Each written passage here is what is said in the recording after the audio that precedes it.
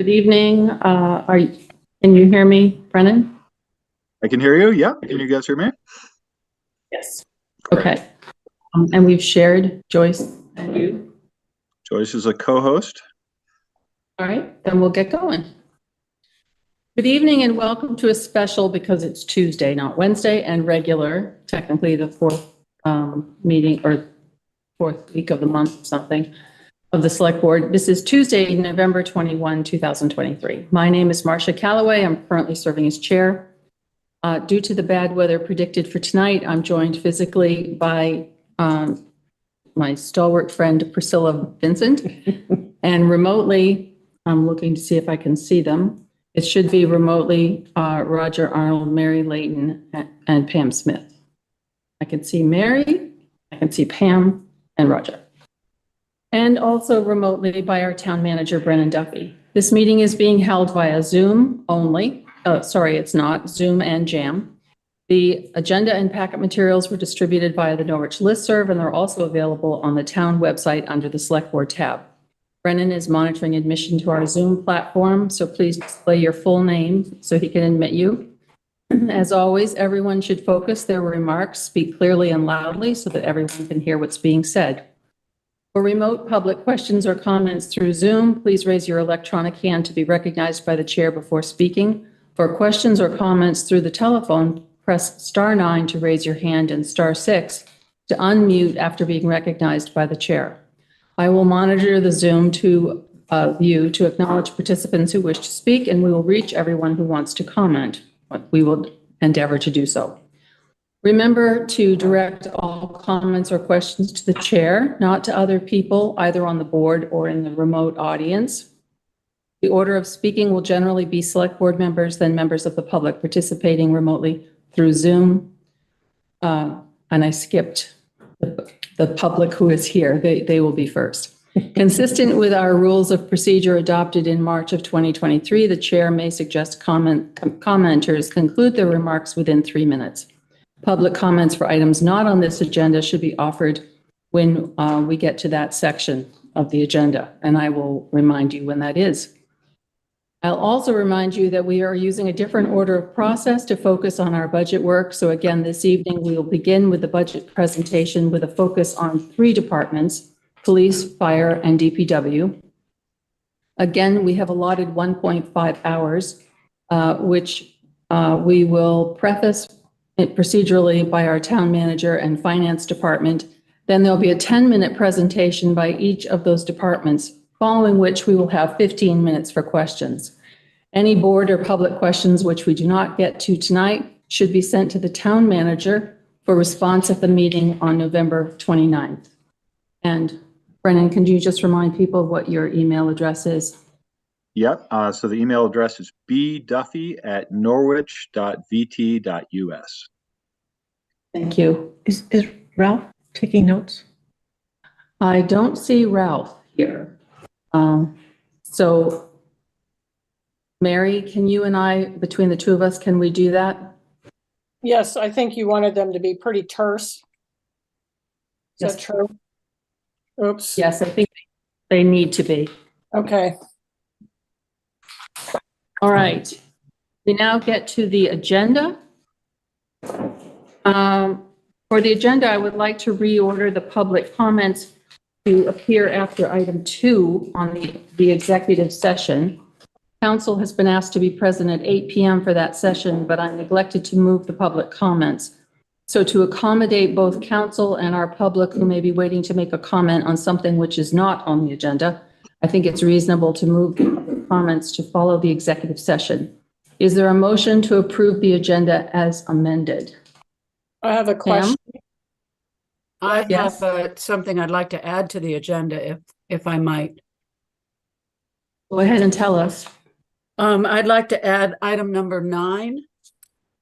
We have an email from the treasurer suggesting that we could renew the CD at Mascoma Bank at a very favorable rate. So I'd like to have a discussion of that as number 9. Do we have agreement from the board? I would very much like to do that. Me Mary? too. Yes. Yes. I would like Roger? to do that. Thank you. I have a question Roger? after that. That's a majority anyway. You have a question, Mary? Yes, is there an amendment to the motion sheet for one of the warrants? And does that need to be reflected in our agenda? Is there an amendment to the motion sheet for what? For one of the warrant articles? AP No, warrant. I didn't get to do that, but it doesn't matter because the warrant sheet doesn't give the name of the payee. So it I mean, can be moved tonight, is what you're saying? Yes.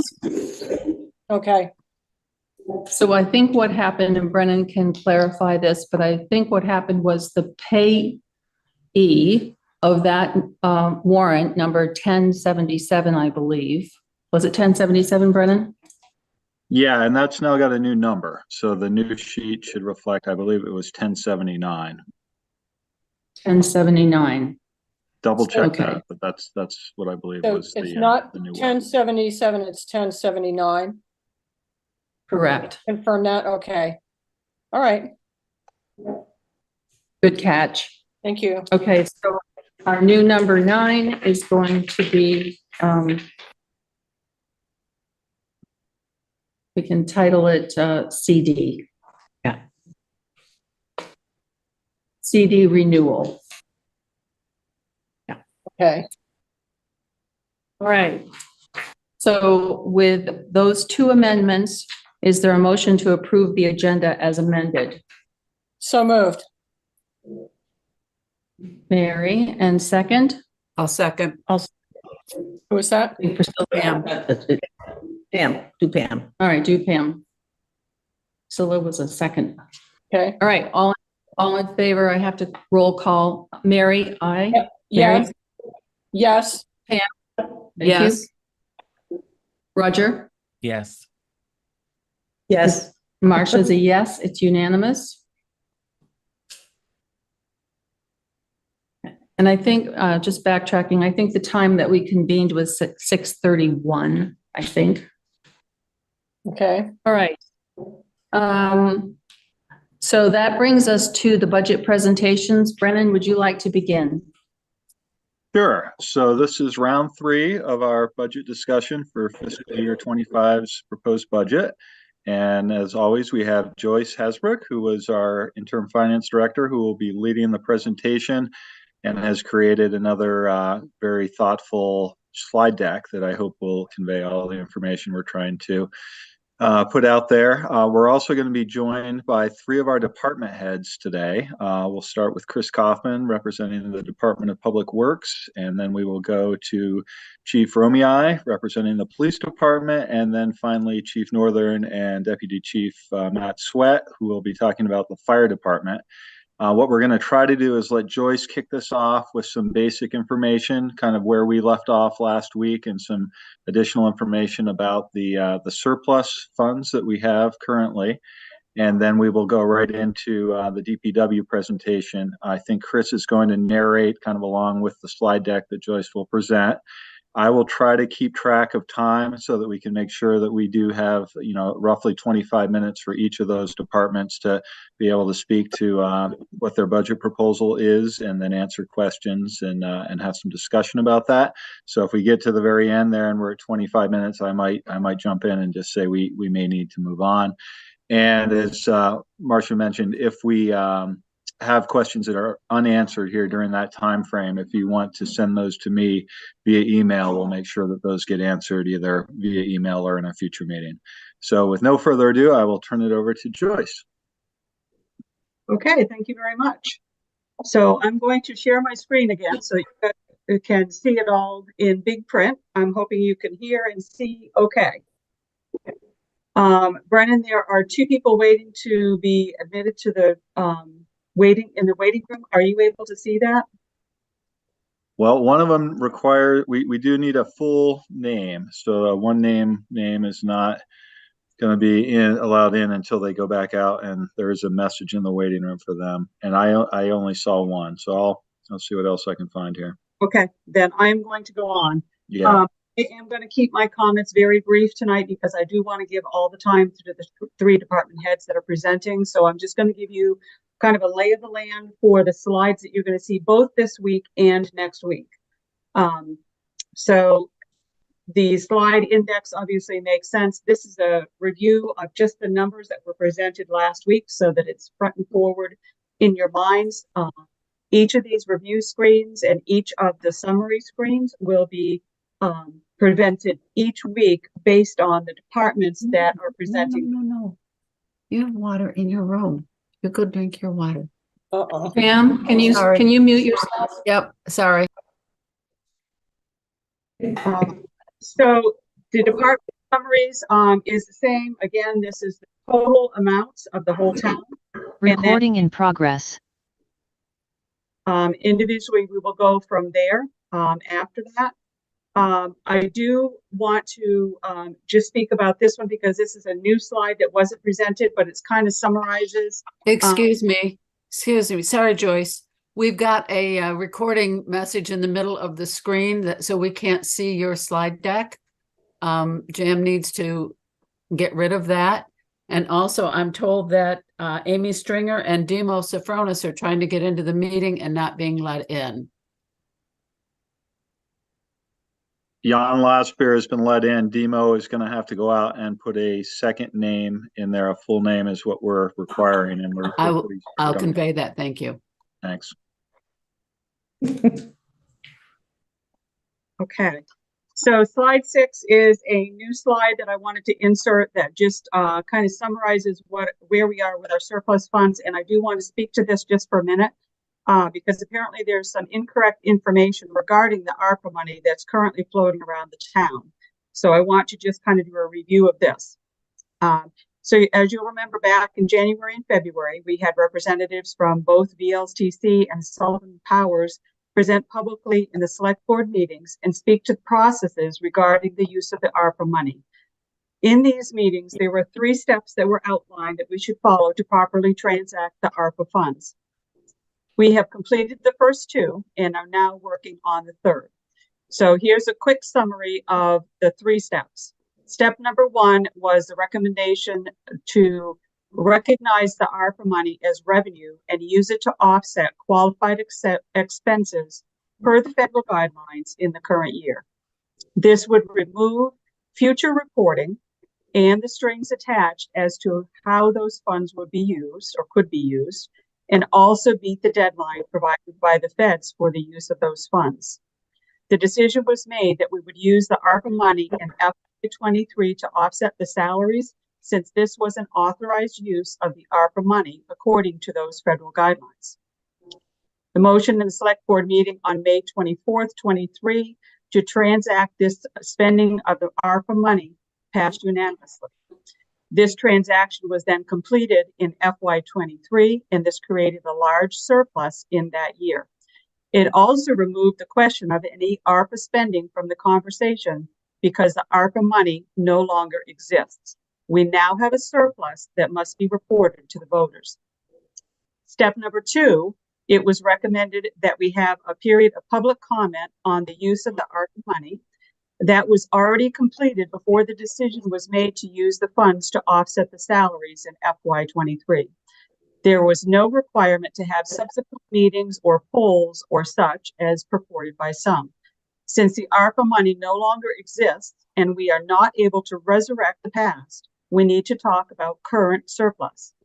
Step number 3, the select board was charged with presenting the surplus to the voters and recommending spending of that current surplus. The select boards are the ones that were tasked with summarizing the public comments and presenting their recommendations to the voters. This is where we currently are. We have heard so many requests for the spending of that surplus that we could spend the surplus a couple of times over. In addition to the list of requests, we are holding weekly public budget meetings and digesting thoughts on spending the surplus. The select board is tasked with presenting the information to the voters in a timely manner.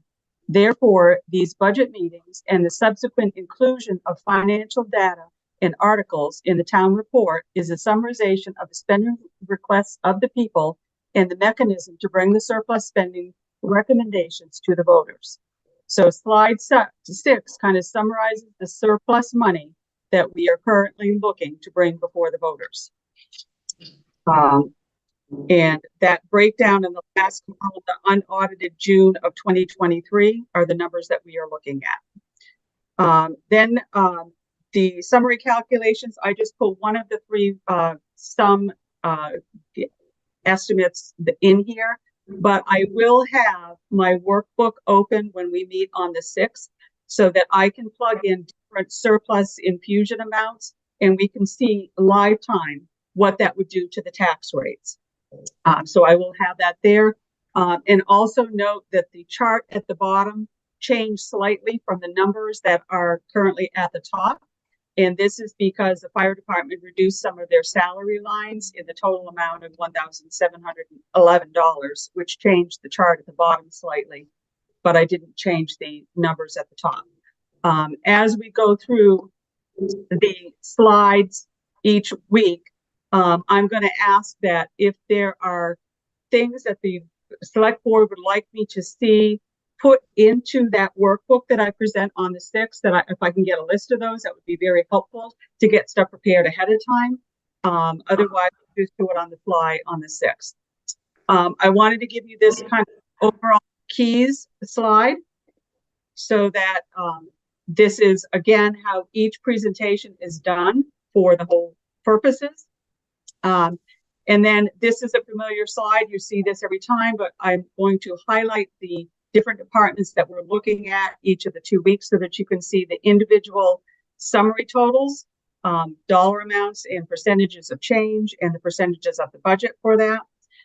The budget totals is broken out so you can see how the budget totals change by each individual department and see, again, the dollar amount change, the percentage change, and the cost of that line item in the budget. So this is with the capital expenses and without the capital expenses. And then the salary and benefits are also presented by department, so you can see the individual lines for those roll-ups of those salaries and benefits lines. So one reminder, COLA, it was when these workbooks were, when the workbook was created a couple of months ago, it was estimated at 3.84%. So that's the amount that we have put it into this workbook. As I said last week, it's down to an estimated 3.79. We still have 1 month of activity to add in, but I don't expect that I will have that last number until around December 15th. So it may not be there in time to consider changing this. So one consideration I'll have for next week, or one question, is do we want to leave the 3.84% in there as our estimated salary and benefit increases, or do we want to change that? And just thinking forward, if we have other salary related changes that would up it, do we want to push it down? So just food for thought, no answers needed tonight, but just something to think about, that we're, I think, going to have to choose either 3.84 or 3.79% for the estimated COLA, based on the information that we have right now. Okay, so without any further ado, Chris, you are up first. So just let me know when you want to change slides and I will move them ahead. Yeah, thanks, Joyce. Yes, so thanks, everybody. Can you hear me? Can everybody hear me? Yes. Yes. Okay. All right, so. Welcome. Yeah, what's that? Welcome. Oh, thank you. So, yeah, our budget request this year, going down the line items here, I'm just going to touch on, I don't have a lot of time here, but I wanted to touch on some of the points here. Salary increases are going up 4.69%. This is I believe the COLA, and then we have one position still open that we have in here that we're going to have to fill, and that position would be hired at a rate commensurable for that position when we get to that point. So we're looking at I believe it's a 4.69% change, and for the road crew overtime, our request is 40,000. We've been spending around that amount each the last 2 years. So I believe, even though we're getting ICU or winners, I believe we could still function within that overtime amount. And then I believe everything else on this is pretty self-explanatory. So you can move to the next slide. This is for materials and contracted services. Just wanted to point out, we're just going up a typical for salt and chemicals 4.5%. This is pretty typical of what we're seeing on a increases that we're seeing from our suppliers. And again, with our sand and our dust control, fairly similarly. One item, gravel and stone. I am requesting some more monies there because as you've seen us out there this year, we are working diligently to try to help resurface some of the gravel roads out there that have been in neglect, and also the ditching aspects that we've had to undertake, and we've made some pretty good strides this year. So I am asking for an 18% increase, 18.72% increase on that line item. Bridge maintenance and other projects. On bridge maintenance, although it's 150% increase, I think you can see here we're going from $2,000 to $5,000. So it seems like it's a lot of an increase, but it's really just trying to catch up on some maintenance activities that we really need to keep up. We have a bridge management report that requires us to do some basic maintenance. So I wanted to try to get that going. Other projects, this is just sort of the keep in our back pocket. Last year, we spent $6,400 on unanticipated other projects, things that come up. And so I've asked for $5,000 this year instead of from the 2024 budget, which was $1,900.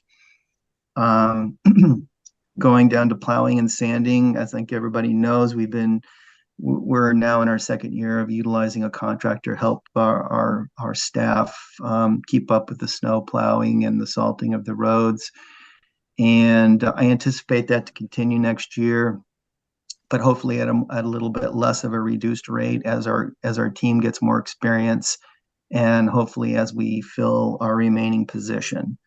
So that again will balance itself out. Typically it does when we don't have a filled position, that will drop accordingly, or so that has seemed to work well for us, and the contractor's done a good job. And for tree cutting and removal, I've increased that 16%, dealing with more tree calls, dying trees. We've had to do a little bit more response. There's a lot more, we're having a lot more issues with trees falling into the roadways or needing to be taken out. So I've asked for increase there a little bit more. And also for the uniforms, 13.5%, just keeping up with the cost of supplying uniforms for our staff. And I think that's everything I want to talk about on this. So you can move to the next one. Equipment and highway garage, excuse me. Again, for outside repairs, I'm asking for a 22% increase. This basically, and parts and supplies, 18%. This basically has to do with the increase of cost for all materials, any type of work that's done on our equipment and the supplies. We have an aging fleet. The repairs are becoming a little bit more regular, and we're just having to respond to that. And just as a note, these two items historically had dropped in several years ago. So we're actually just playing catch up to where we were back from, 2020 and 21 in that area. I also added for capital equipment lease, a rental for stormwater ditching for $2,700 a month. We've been using that this year, and it was an effective tool for us to do our ditching and do it at a much more rapid pace. It's a much better piece of equipment to do that type of work. So we can move on from this. Designated funds. For the equipment fund, we are asking for $250,000 request. And that equipment fund has to do, Joyce, are we going to show the breakdown on that? So, yeah, as you can see, we've earmarked in a yearly basis how much we need to fund. So we have a list of all our equipment here, and when those equipment need to be, the life of the equipment is used up. And so I've gone through in a pretty elaborate detail and showed when each piece of equipment, we need to replace it based on age. And in particular, one of our trucks, truck number 8, due to the timing of the truck, it's going to take 2 years to get the truck in our hands, based on discussions with our supplier. And even if we pull the trigger today, we can't even order the truck for some time. So that's why we need to get in the queue to have the truck available within the 2-year time frame. I'm sorry. No, it's okay. Okay. Someone's talking. Okay. Okay, so again, the $250,000 is a request so we can balance out, and you can see here some of the equipment. So the money we're asking has to be, we need to make sure we have a fund balance that correctly allows us the amount of money that we need to replace this equipment over the next 10 to 15 years. I'm sorry. Just to interrupt if I may. What does the note say there? It says this could be a lease rent option if what? It cuts off in the fund activity and replacement info section. Is this on this slide, or where are we back? Are we back on the other slide? Oh, it's on. I think he's on this slide. Highway 13 is the tag ID. Oh, yeah. Yes, that there. From what it basically comes down to is it's a financing option. It's basically, if like John Deere and other suppliers, they offer you a financing option, so you may not have to actually put down the $195,000, say, in fiscal year 25 or whatever. You could spread out those payments over a number of years, and at the end of, say, 5 years, you would pay $1 and then you own the piece of equipment. So it's essentially a financing tool at an interest rate, with corresponding interest rate. Can we keep going? Yeah, we can. Yeah, I'd like to have the questions after you finish.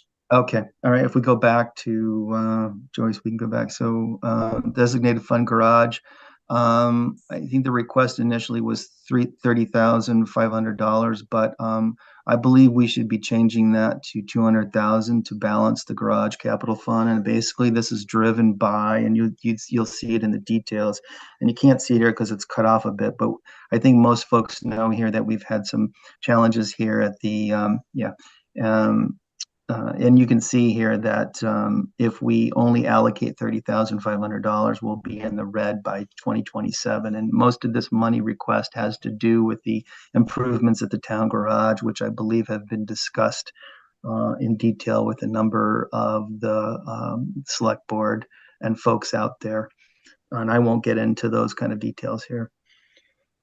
Sorry. So if you head back to, okay. Paving, we are asking 75,000. Again, no change there.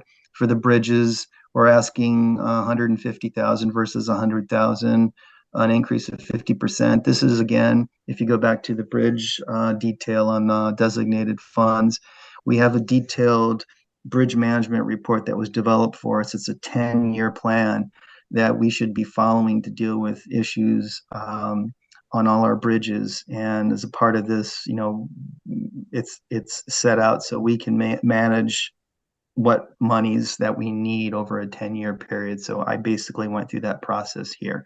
So that's why you see the monies being increased to about $150,000. So basically we can keep up with the cost of doing that work. If we go back, for the roadway and pedestrian safety fund, this was added this year to be determined, I guess, to be voted on, right, Joyce? Is that correct? Right, we were looking to create two new funds. Yes, two new So funds. those would be presented to the voters for approval for these two funds. Yeah, and basically the roadway and pedestrian safety fund is a fund to help us utilize for guardrail and other road safety and pedestrian issues that we just don't have a house. We don't have any specific housing for that money, and I believe it was important to have a fund set aside just for that particular fund and those issues. And the second issue, because culverts are such a huge priority and becoming a huge expense. I really believed that we needed to create a special culvert designated fund to fund all our culverts. And to that end, I've laid out in our capital fund some of the bigger issues that I've discussed in the last time I was at the meeting, which are a number of culverts that showed their inability to pass through stormwater, and these were the FEMA event of this past July. We're currently in discussions with FEMA on these funding of these issues. So you can see here with these costs, and then of course, those are the larger culverts, and then you get into medium-sized culverts and other culverts that we use grants for. So again, spreading out that those costs and utilizing grants when available. This is how we see the money being spent. Okay, so if we go back. That was the end of your section on that department. Yes, yes, so we can go to the next one. Building and grounds. Yes. Okay. So building and grounds, again, not a huge change here. Again, pretty straightforward. So I don't really have much to say here. So I think we can go to the next one. Again, here it's pretty flat. There is a change for designated equipment fund, which we needed to yeah, thank you. So basically, it's just to add a flatbed trailer in the future, and so just putting money aside for that, for funding of that. And let's see, going back. So next is transfer station. Yes. Transfer station, yes. So I'm trying to watch the time. Is Brennan still on? I've lost him. No, I'm still here. So we got about 10 more minutes total. We started about 6:50 for DPW. So I wanted to let Chris kind of get through this. I know this is our first attempt, and we'll get through and then have hopefully a little bit of time for some questions. And if not, we'll go to some emails. Yeah, I'm sorry. Okay. It's a lot of information, so I don't want to just gloss too fast, but I'll get it going here. So transfer station wages, I'm just asking for an increase this year at 5.31% due to the fact that I believe that these folks provide a valuable service and that they, should, have that compensation. Next slide.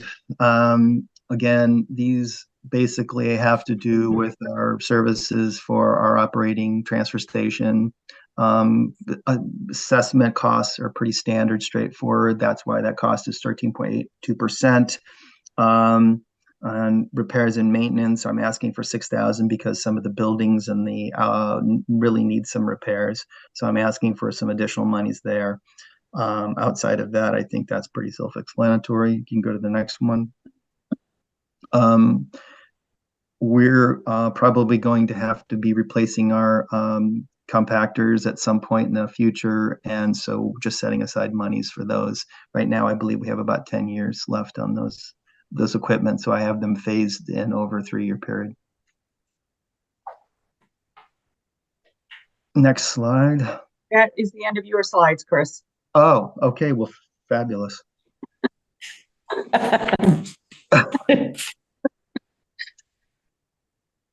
All right, shall we have, how much time for questions, Brennan? You're muted, Brennan. Yeah, we have about 9 minutes if we want to stick to that 25-minute window per presenter. Okay, let's try and do that. So can each board member ask maybe 2 questions if you want to? I'm trying to find board members here. Does anybody have a question? I do. I'm quickly looking at my notes. I have several, actually. Moore Lane Bridge. I'm wondering if we're budgeting for work that needs to be done on Moore Lane Bridge to keep that under control. No, there's no money for Moore Lane Bridge at this point in time because basically it's my feeling that the work that we did out there has satisfactorily dealt with the issue, and based on consistently checking it and checking in with the state, everybody seems to be fairly satisfied with the interim / potentially final work that we did, and I believe it's functioning well and it's doing the job that it's supposed to do, and which is a good thing. So one more question, Pam. Put the rest in writing. I only get one. No, you get another one. You get another one. Oh, I'm trying to get through. It gets a chance. Wondering about truck 8. Can we just replace the dump body on truck 8? It only has 81,000 miles on it, and I'm hoping that maybe we could extend the life of that. well, as I said in a meeting, if I tried to order the truck now, I couldn't get the order in for a year, and then it's going to take another year to get the truck. So that means if I pull the trigger and said, put us in the queue for the ordering of the truck, it's going to be 2 years from now until we even see the truck. So based on the mileage we use and the power issues we're having on that truck, we could be facing, some potential significant repairs on that truck. And it's been noted to have some engine degradation issues that were noted 2 years ago. So based on its condition, within 2 years, I think it's going to be ready to be replaced. So I'm just trying to get that going. Thank you. Mary, do you have questions? It wouldn't have to be paid for 2 years, just so you know that. So I do not have questions, and thank you for this detailed presentation. mm-hmm. Roger, do you have questions? No, but Pam can take my question time. Thank you, Roger. Looking at the designated funds, the request for the roadway and pedestrian safety, I'm wondering if we could maybe combine that with the sidewalk fund, where we have $105,000 and we don't seem to have a plan for sidewalks. So I wondered if we could maybe kind of meld those two together and rename them to more, I think sidewalks have to do with pedestrian safety. So that was my question there. Could we blend those two together? I don't have a good answer there. I know sidewalks have their specific requirements with the state. There's a lot of permitting issues that have to happen. So I'm not saying that couldn't come out of the same fund, but I know the requirements are much different, and they require involvement of consultant design and things like that potentially. So again, I think it's something we could talk about. So. And if I could just interject on that, I can go back and look to see what the purpose when the sidewalk fund was created. It was created with a specific purpose. So fund accounting rules say we need to spend according to that purpose when it was created. So I'm putting in my notes to look at that purpose to see if we could mix the two of them together, or if we do need to create a new one. However, if you wanted to take some of the money from the sidewalk fund and put it into a new roadway and safety pedestrian, that could be an article that would go before the voters to transition that money. Okay, Mary? I'd like to speak to that sidewalk fund. It was created after research by Stephen Flanders, a former select board member, who did research and projected out the cost of replacement of sidewalks, based on firm evidence, so that we've been paying into it, but now people don't understand the purpose of it. So I think researching that would be a good idea before making this decision. Thank you. I just I'd like, offered us something to think about. okay, Pam, I'd like to ask a couple of questions. Sure. Thank you. So, Chris, I'm wondering, I didn't see in here anything about the shed.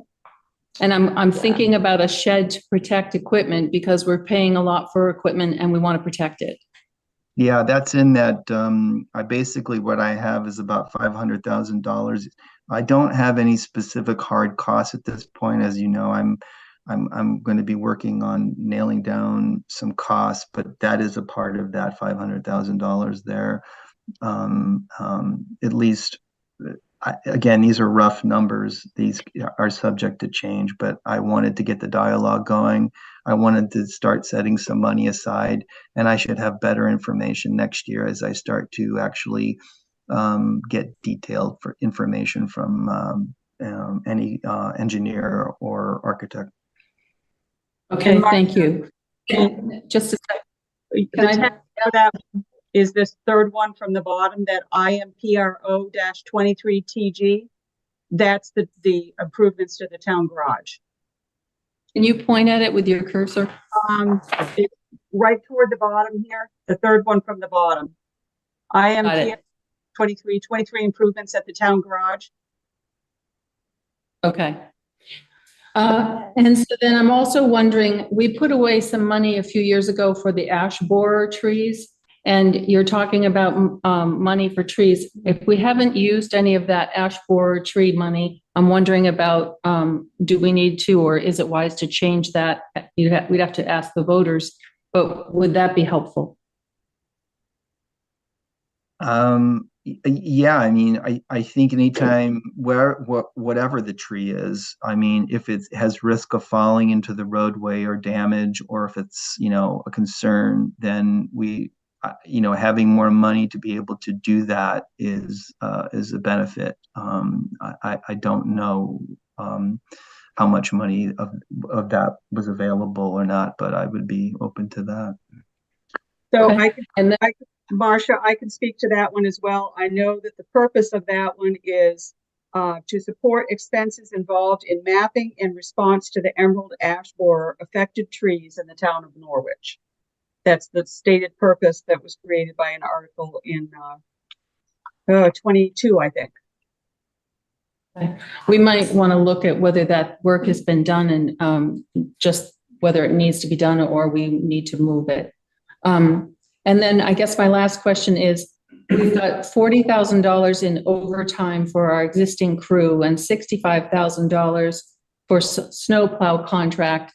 And so I'm wondering if going forward, can we anticipate that if we had, I don't know how many people that would be, but if we put $100,000 toward something, some people, we would not need to have either overtime potentially or an extra contract.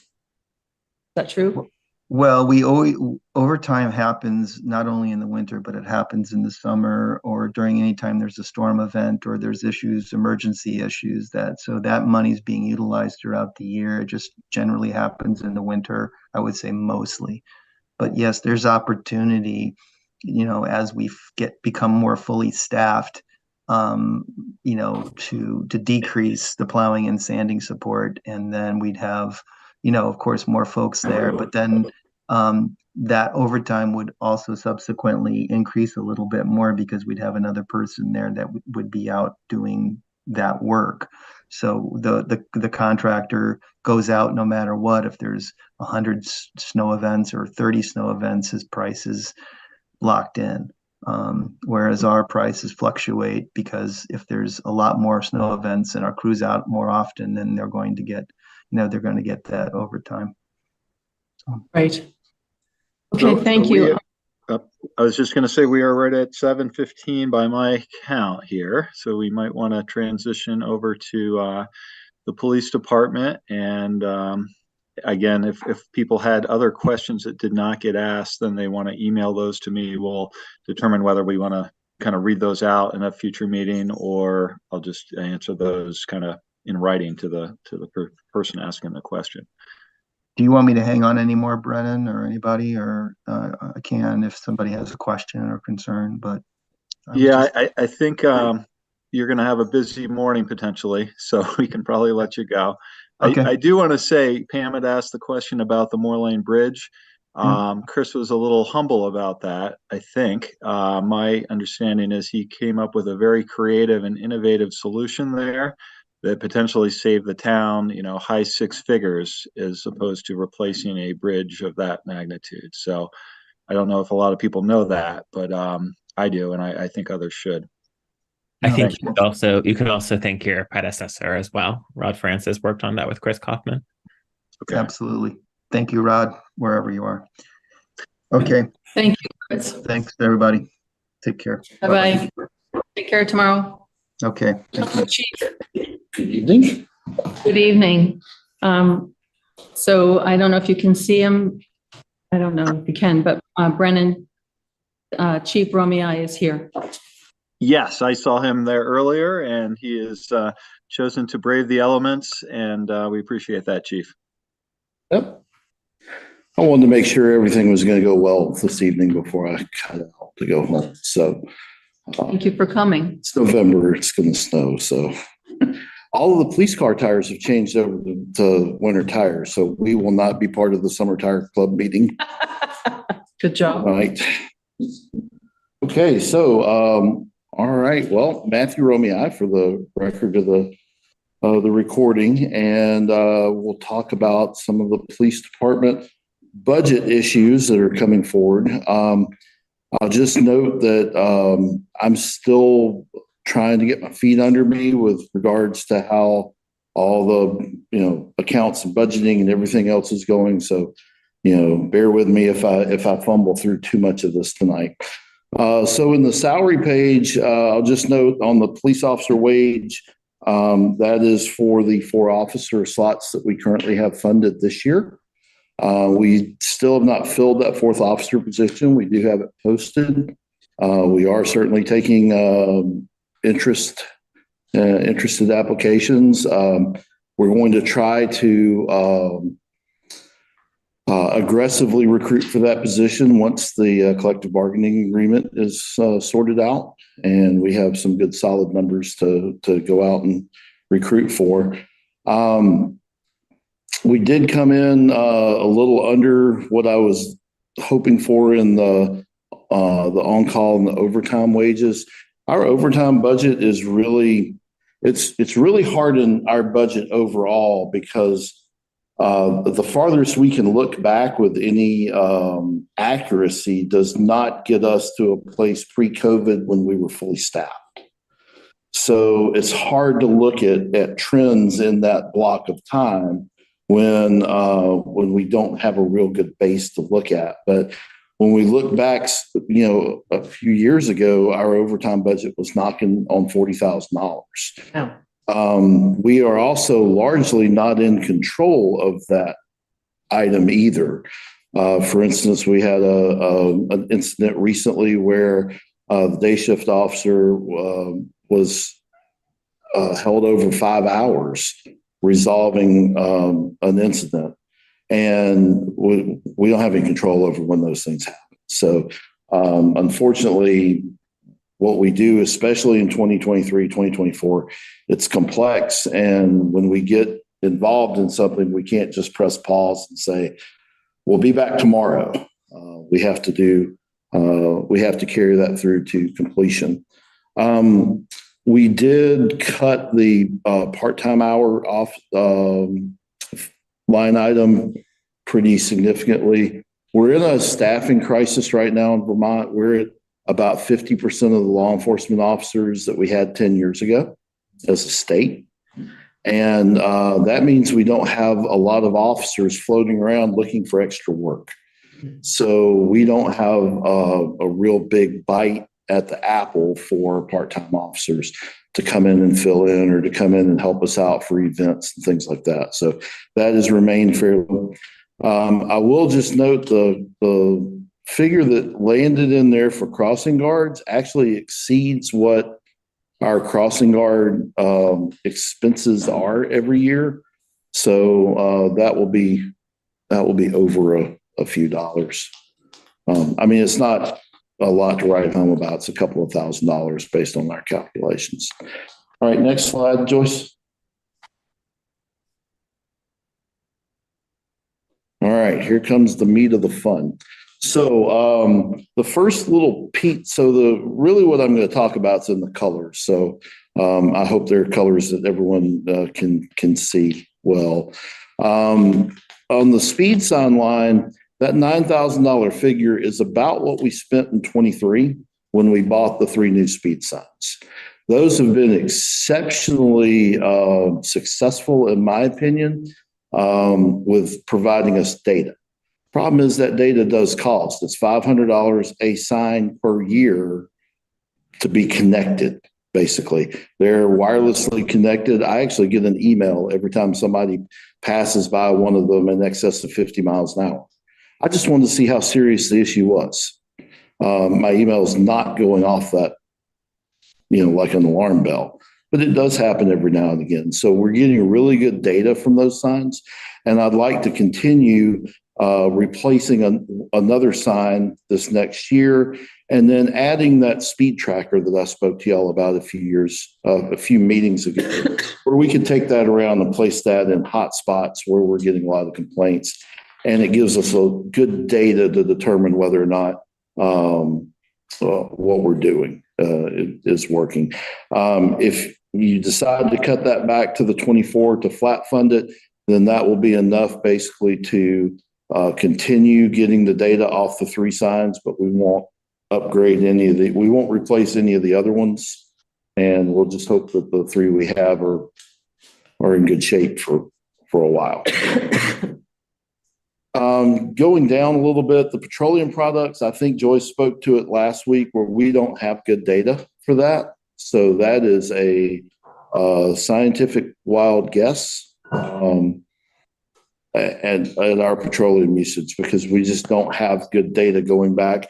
When we looked back, we don't have the differentiation between the departments. Everything was just being lumped into one place. So I'm not sure what we're going to see out of that item coming forward. I'm going to skip the cruiser and body cameras for just a minute and come back to it. Down on the cruiser maintenance, we still have a cruiser now. And we're fighting bugs in that, and that's a 2020 unit. So the 2017 that is now our oldest in the fleet is at the point in its lifetime where we will see maintenance costs take a dramatic uptick.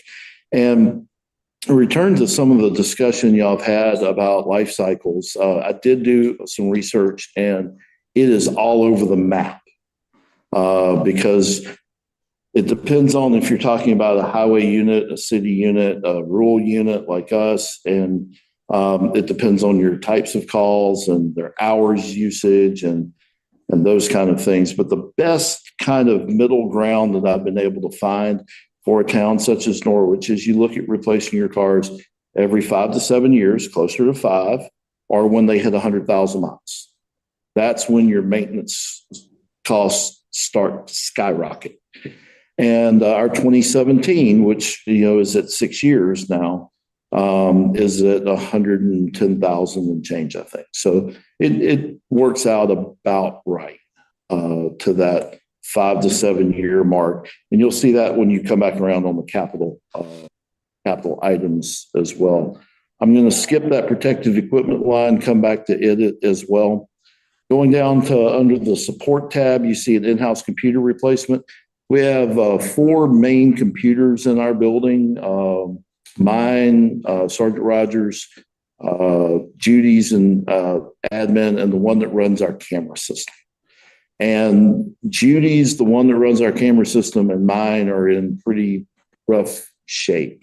It takes about 15 minutes for mine to boot up in the morning, which is, basically tells me that it's in desperate need of a replacement and update. So that line item is pretty high in there because we're looking to try to do that this next year, or out of some unused funds this year if we can do it.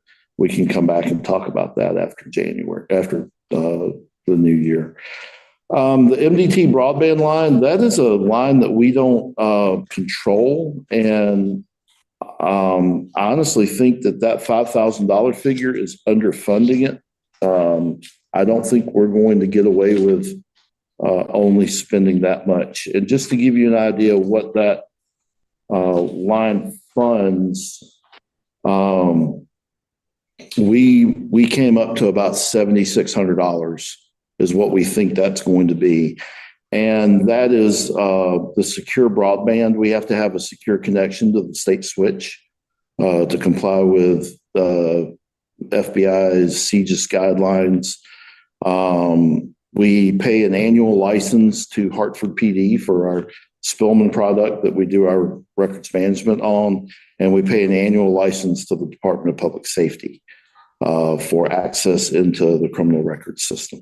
So those are largely out of our control. But I think that's going to land us somewhere in the $7,500 to $8,000 range. Chief Romeo, this is Brennan. I just want to give you a little timing heads up here. If you could just try to speed through a little quicker here. I want to get to your capital expense. Okay, gotcha. Just so you know, I am looking at the dispatch line item. That's a pretty big line for us, and we're looking at some options going forward there. Our training budget is pretty low on this end, and I'll just tell you that the long-term experience is you either pay in training or you pay more in liability. That's pretty common across public safety. So, all right, next slide, and we'll talk about these designated funds and cruisers and such. So those things that I told you we were going to skip over, which was cruiser and body cameras and protective equipment annual purchase line. That has been taken and put into Fund 21. And it used to be $5,000 a year. We've moved it up to 30. So what we're looking at with that is we get into trouble when like all of our MDTs age out at once. When all of anything that we have ages out at once, that's a big dollar figure, even though these don't meet the requirements for capitalization. They're not $5,000 a unit, but if we had to buy 5 or 6 of them, that's going to be $10,000, $11,000. So what I'm looking at doing is putting us on a purchasing plan, basically, so that every year we buy a protective vest, a bulletproof vest, we buy a helmet, we buy an AED, we buy a mobile data terminal, we buy a firearm set for an officer, and we buy there was one other thing in there, I can't remember. But that takes us to about $12,500 a year-ish. But it gets us onto a cycle where not everything expires at one time. So even if we hit a rough patch and we have to pause for a year, we might be in a place where we can absorb that rather than having to put it off and get into a tighter spot. So that's that designated Fund 21. It's really not a capital type fund, more of a let's put an annual purchase plan together. Cruisers is another issue entirely. That fund's been getting $35,000 for the last few years. It actually got substantially less than that. Looking back a ways, it got as little as $10,000 in fiscal 20.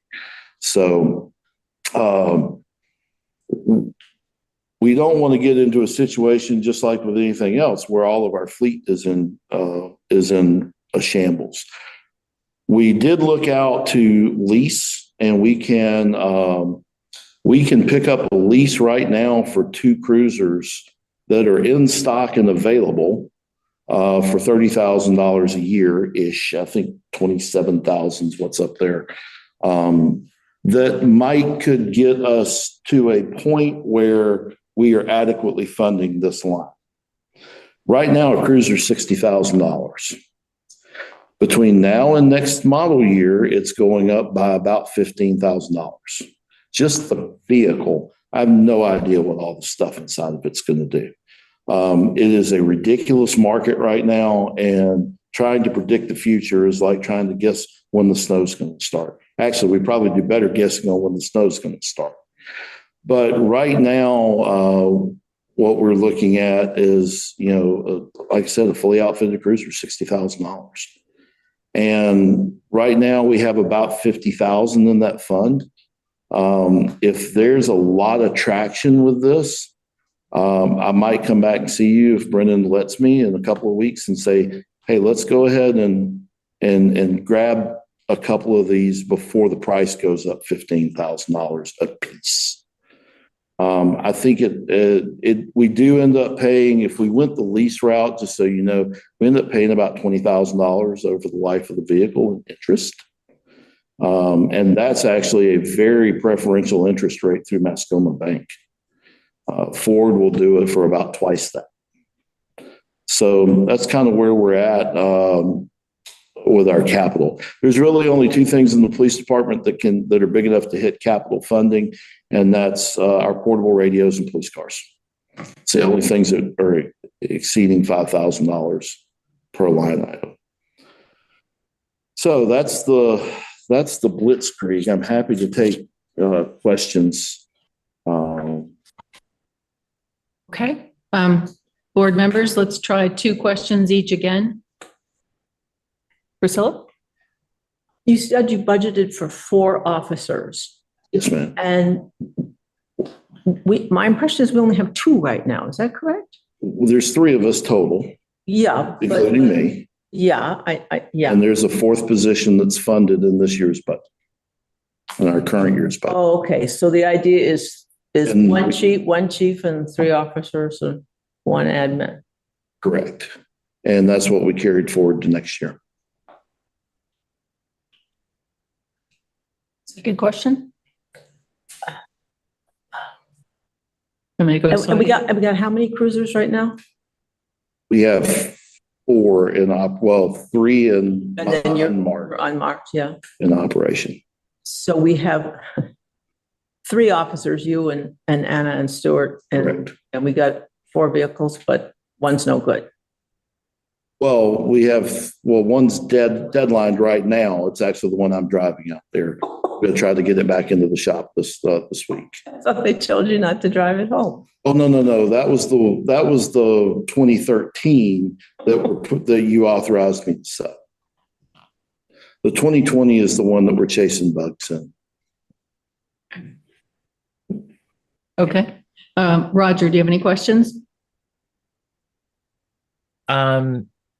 I have some questions about the cars. Priscilla sort of touched on it. So yes, so I want to be clear. We have a 2020, a 2023, and a third, which is what, a 2017?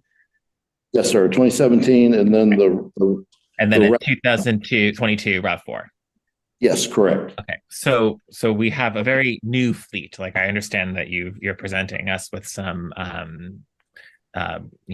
repair questions or some technical questions that relating to their performance, but nonetheless, this board has financed a 20, a 23, a 22, and a 2017. And can you tell me a little bit about the use of these cars? Does every officer drive a vehicle home? Not at the current. They are all authorized to. Okay. Anna does not drive hers home. Okay. And so I guess my question is, in addition to discussing a replacement schedule, is there anything that can be done about modifying their use?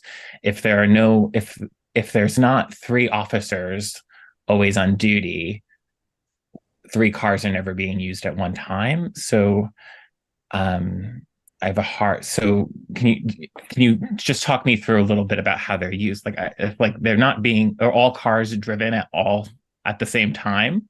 Are all cars driven every day? Not at all. That's it's called hot seating. Yeah. It's common enough that it's got a name, and is a horrible, detrimental pathway for a fleet to be hot seated. You have to give vehicles. It's fairly well established research wise that assigned vehicles are more beneficial for the length and care of the vehicles. An officer takes a little bit of personal ownership in their car. It's set up the way they want it to be. They take, by default, and I'm not saying anybody would mistreat anything, but Sure. if that's their vehicle, they're going to take a little better care of it. They're going to make sure that everything is well managed within it. Right now, I would love for all my officers to take a vehicle home, because it gives us a better chance when we call somebody out that they're able to respond quicker and in a more timely manner to somebody's request for help. And with the exception of me, everybody's very close to town. I'm the farthest away. Okay, and then my one other question is about the body cameras. So I don't know what happened last year. I don't think it was presented to us, but I know the year before there was a question of, I think it was more the way that the money was budgeted was around an agreement. I believe it was the company's Axiom, perhaps, and the cameras, we had divided the money between a reserve fund and the operating fund, with the idea that the reserve fund requires board approval to authorize those funds, and because we needed to either wait or revisit the question about the body cam policy. I don't know what the status is with I think it's the criminal justice. I'm not sure of the entity that recommends the standard policy. Can you get to the question, because we got two other people waiting for questions and we're almost at. I think I can blanks. Okay. Marcia, we have to be able to discuss the budget. All right. So what are the funds? Roger, excuse me. I said in the beginning, you're going to be able to put your questions in writing to Brennan, and we'll get back to it. We've got a lot to get through tonight. We need to discuss the affairs of this town in a warned open meeting, Marcia. So can I please get to the question? How have you budgeted for this year? Or what has been the use of these cameras to date? So we do not have body cameras. Okay. At Norwich, and honestly, that is a somewhat of a point of contention with recruiting and with retention of officers. It's become a standard of care for law enforcement agencies to have these. Any law enforcement agency in the state of Vermont that has body cameras has to adopt the state model body camera policy. And quite frankly, it's a pretty vanilla policy. It was well done. There was a lot of stakeholder engagement. Right. It's very protective of individual civil liberties and civil rights. And it really holds the officers to a high standard in performance.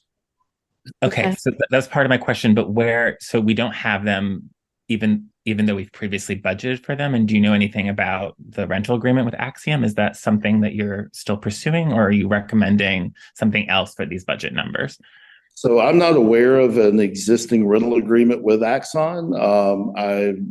We certainly investigated them when we were looking. We did not.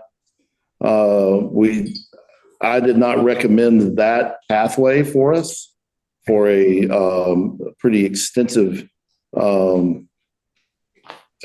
We looked real hard because I like Axon. I've used it before.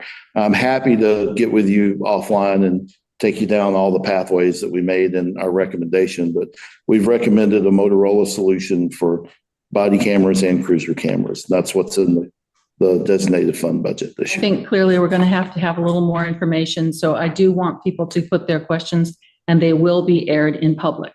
So now, Mary, would you please ask a question? And then Pam, would you ask one question? And then I think we have to move on to the fire department. Okay, I have one question. If the chief could remind me, if we did order a cruiser, what is the estimated delivery time? Like if we ordered one now, would it take 2 years for it to be delivered in your estimation? So it depends on what we order. If we order through the state bid process, which is what we've done before, we're looking at 25 model year, so probably fall of 25. Okay.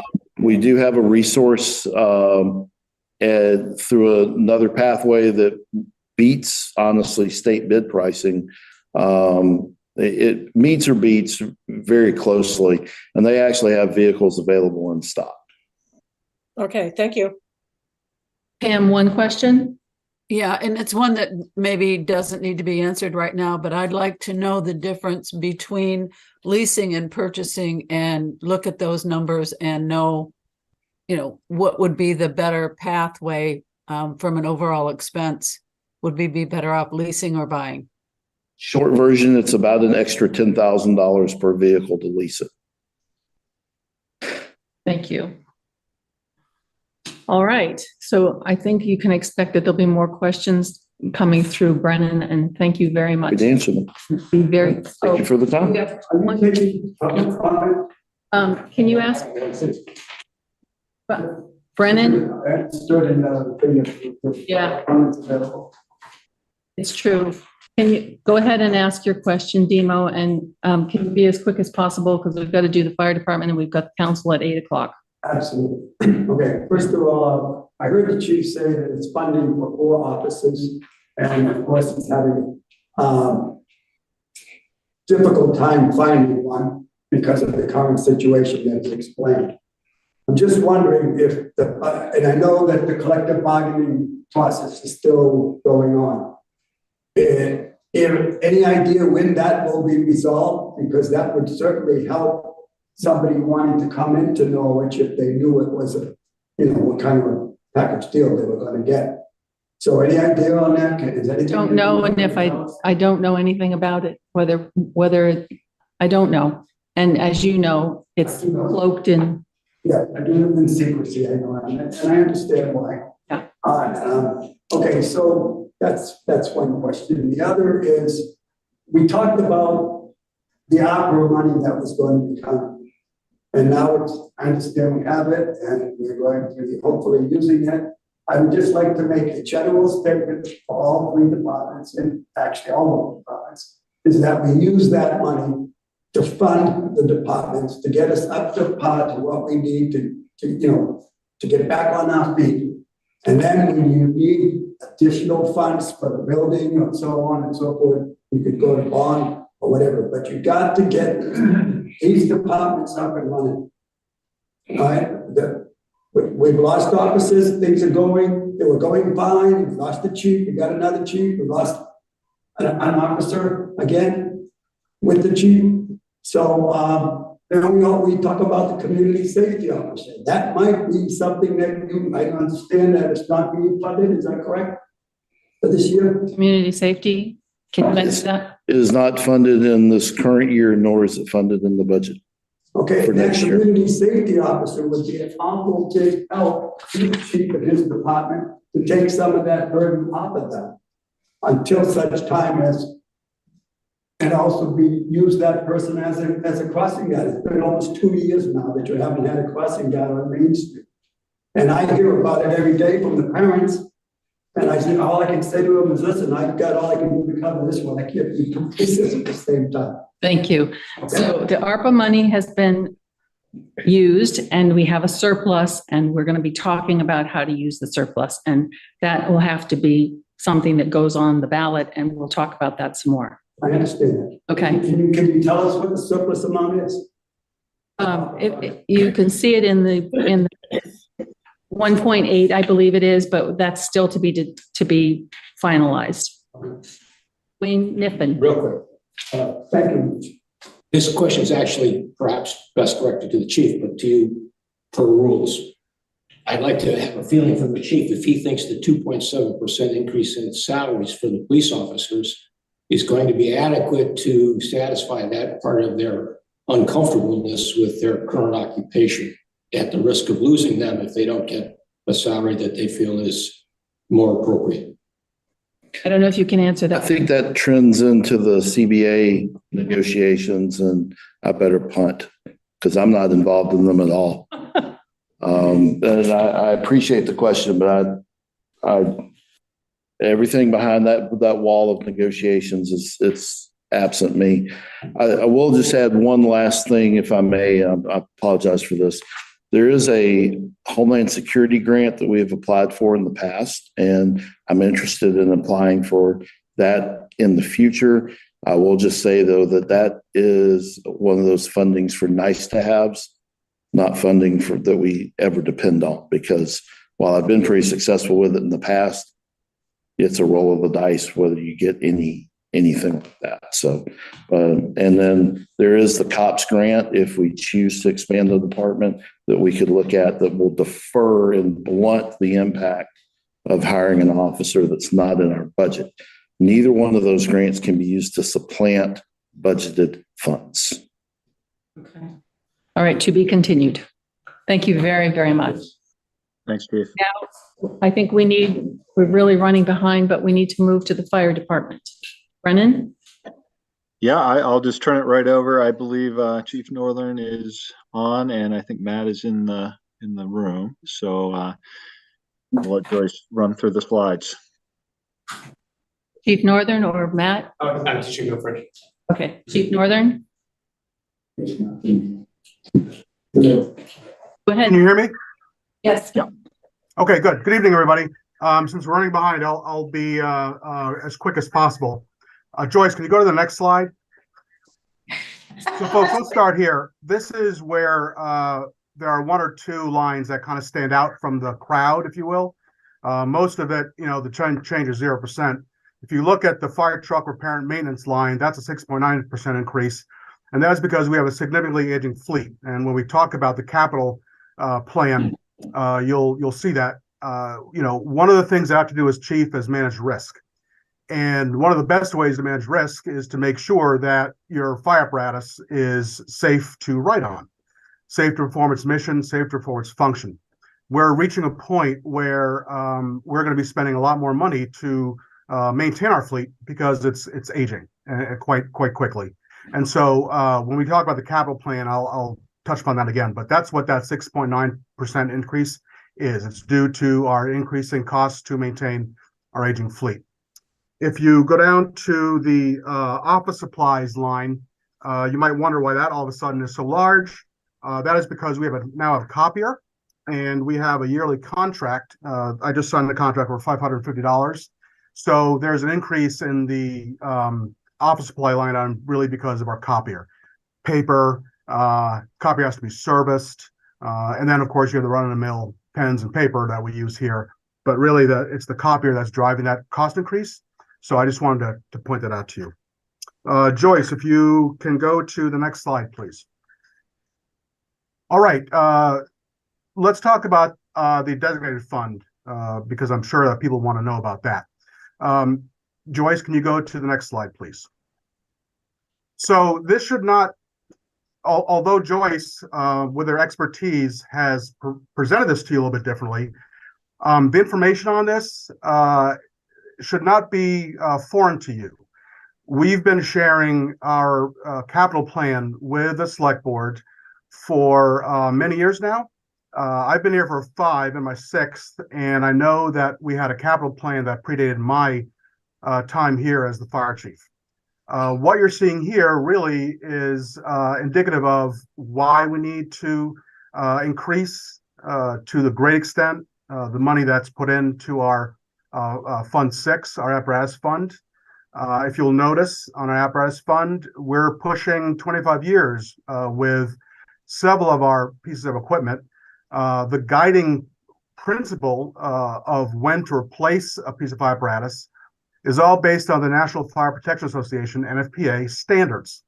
Quite specifically, standards 1911, 1912, and 1901 all deal with fire apparatus, when it's time to replace them, dangers before they're replaced, etc. So that guides us in how we go about looking at the timeline.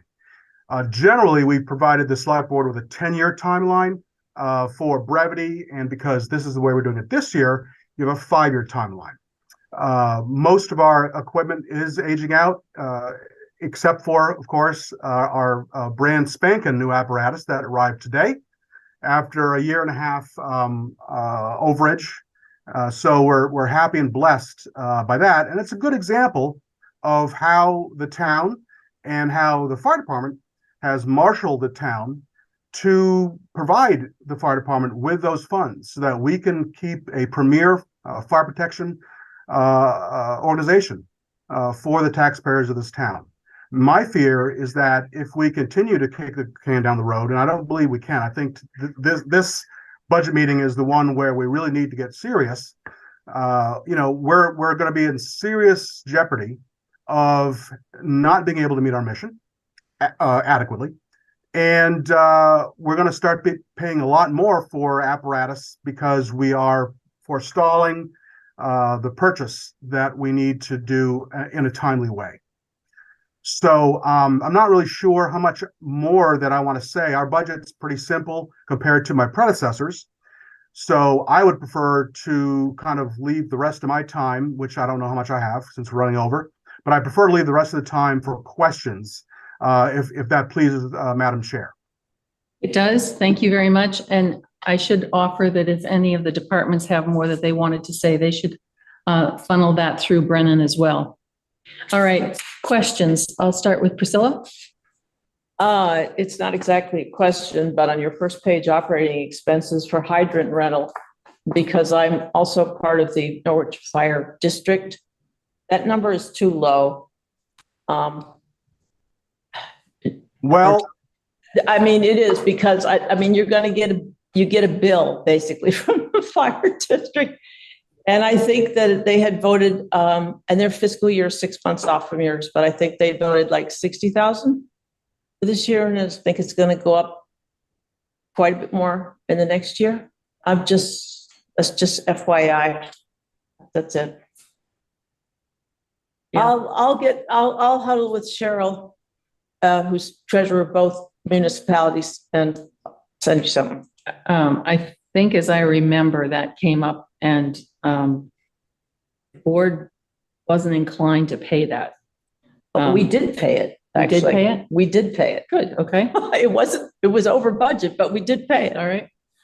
Mary, do you have any questions? You're muted.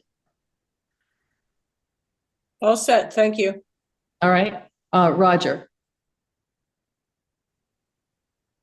No.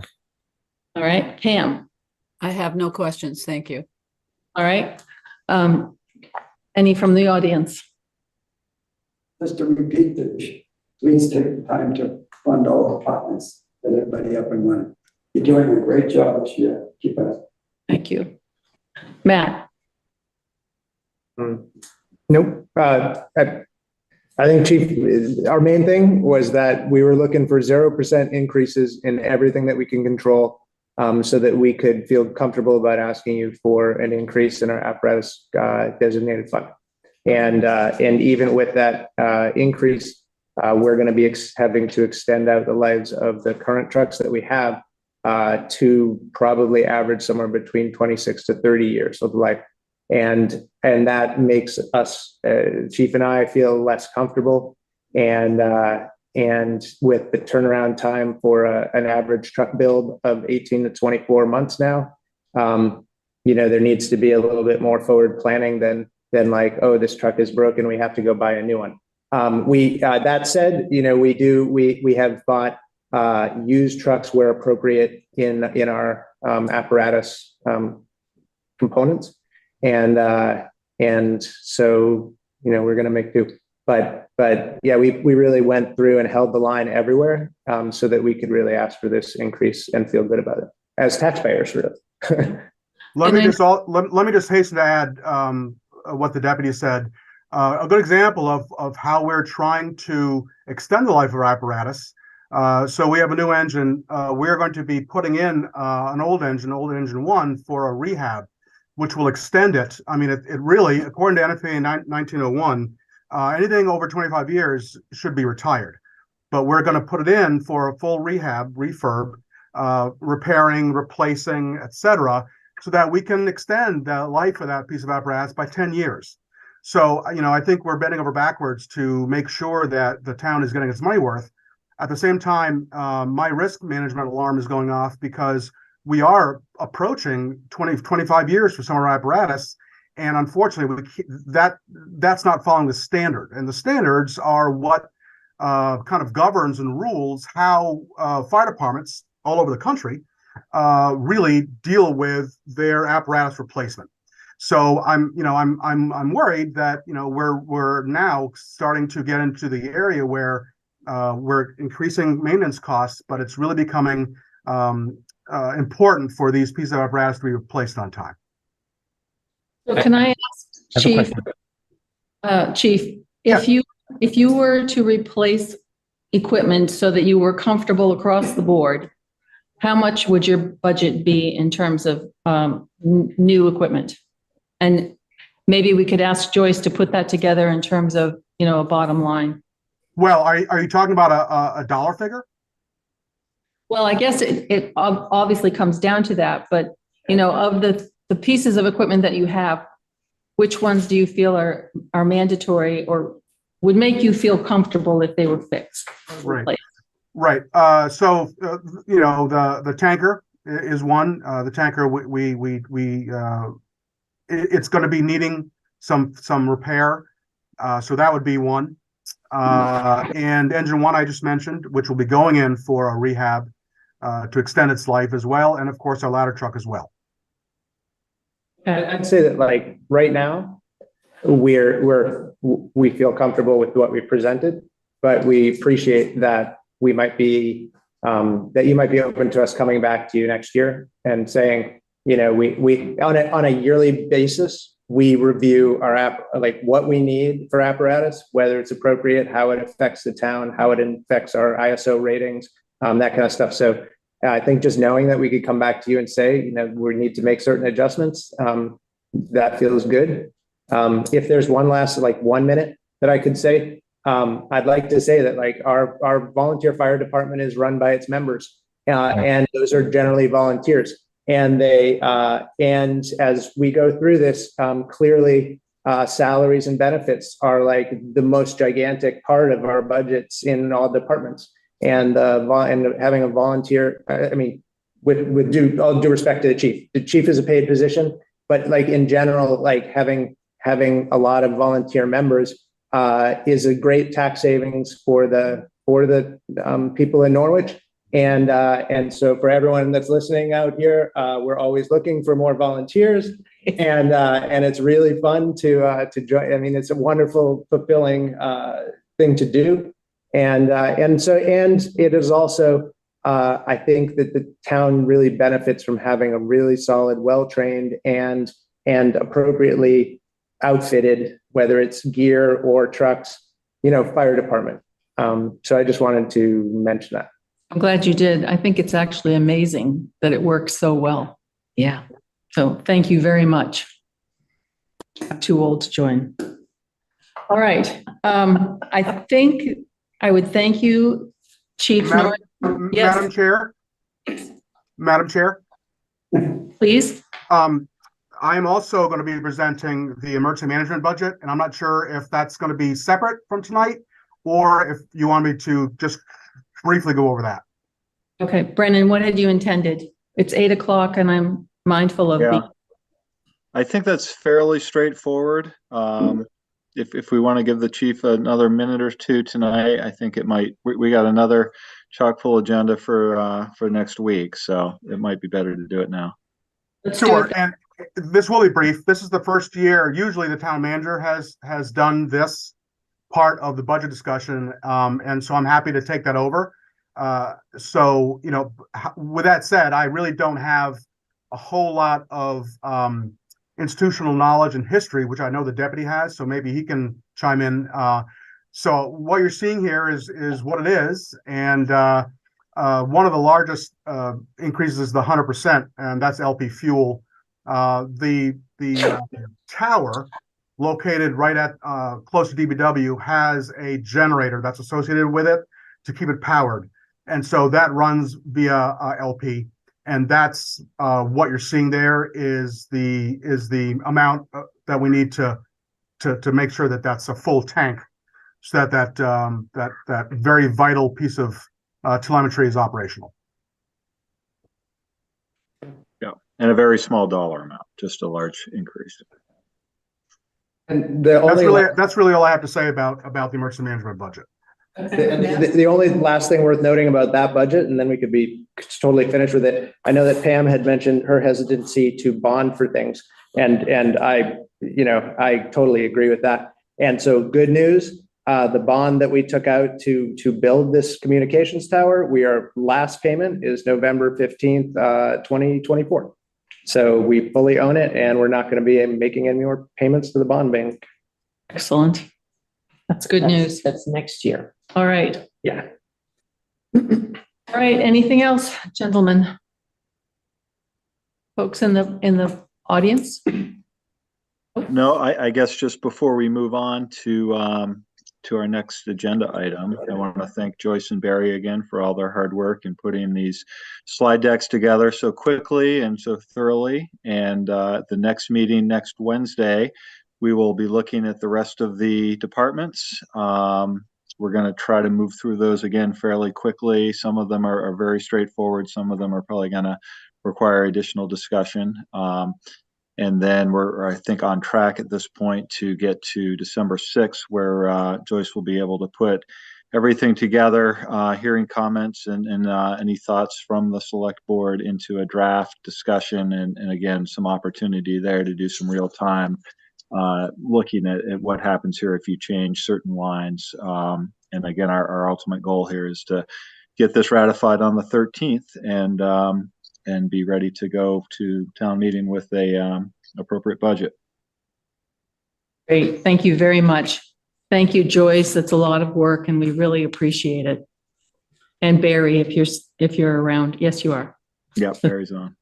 Thank you very much. Could I just say, I mean, I think it's a lot to get a packet without much warning, but I'm thinking if I were having to put together all the stuff that's in the packet, the way our finance department has, it's really, you guys are really doing great work. Thank you. Well, if I just maybe add one more thing, I just do want everyone to be cognizant that the hours and hours of department head time have gone into thoughtfully creating those slide decks. Mm-hmm. So this is not just something that's getting thrown together, and everyone has been very cognizant of the desire to have a minimal increase in our tax increase and our tax rate for the taxpayers of the town. So I want to thank them again. You know, we'll continue on this discussion with everyone, but those three tonight were probably the more complex of the departments as far as their capital needs and their sizes of payroll. Now, I'll echo that and say that I think I can speak for the board. We understand how difficult it is to try and keep down the costs, and you've all done a good job. So thank you very much. All right. I think now we need to move on to item number 2. Thank you, everyone. Good night. Thanks, Thanksgiving. Good night. Happy Thanksgiving. Yes, happy Thanksgiving. Item number 2 is Katucki versus Town of Norwich. This would be requiring an executive session. Do we have a motion? I move, yeah, I'll do it. I move to find that premature general public knowledge would clearly place the public body or a person involved at a substantial disadvantage pursuant to 1 V.S.A. section 313A1. Do we have a second? I'll second. Second by Priscilla. I'm going to call the vote. Mary Layton? Yes. Roger? Yes. Pam? Yes. Priscilla? Yes. Marcia, yes. It's unanimous. At 8, I'm sorry, do we have a second motion? Yes, I move to enter executive session under 1 V.S.A. section 313A1E to discuss pending civil litigation to which the public body is a party and to invite town council and the town manager. Thank you. Do we have a second? A second. By Priscilla. Call the question. Mary? Yes. Roger? Yes. Pam? Yes. Priscilla? Yes.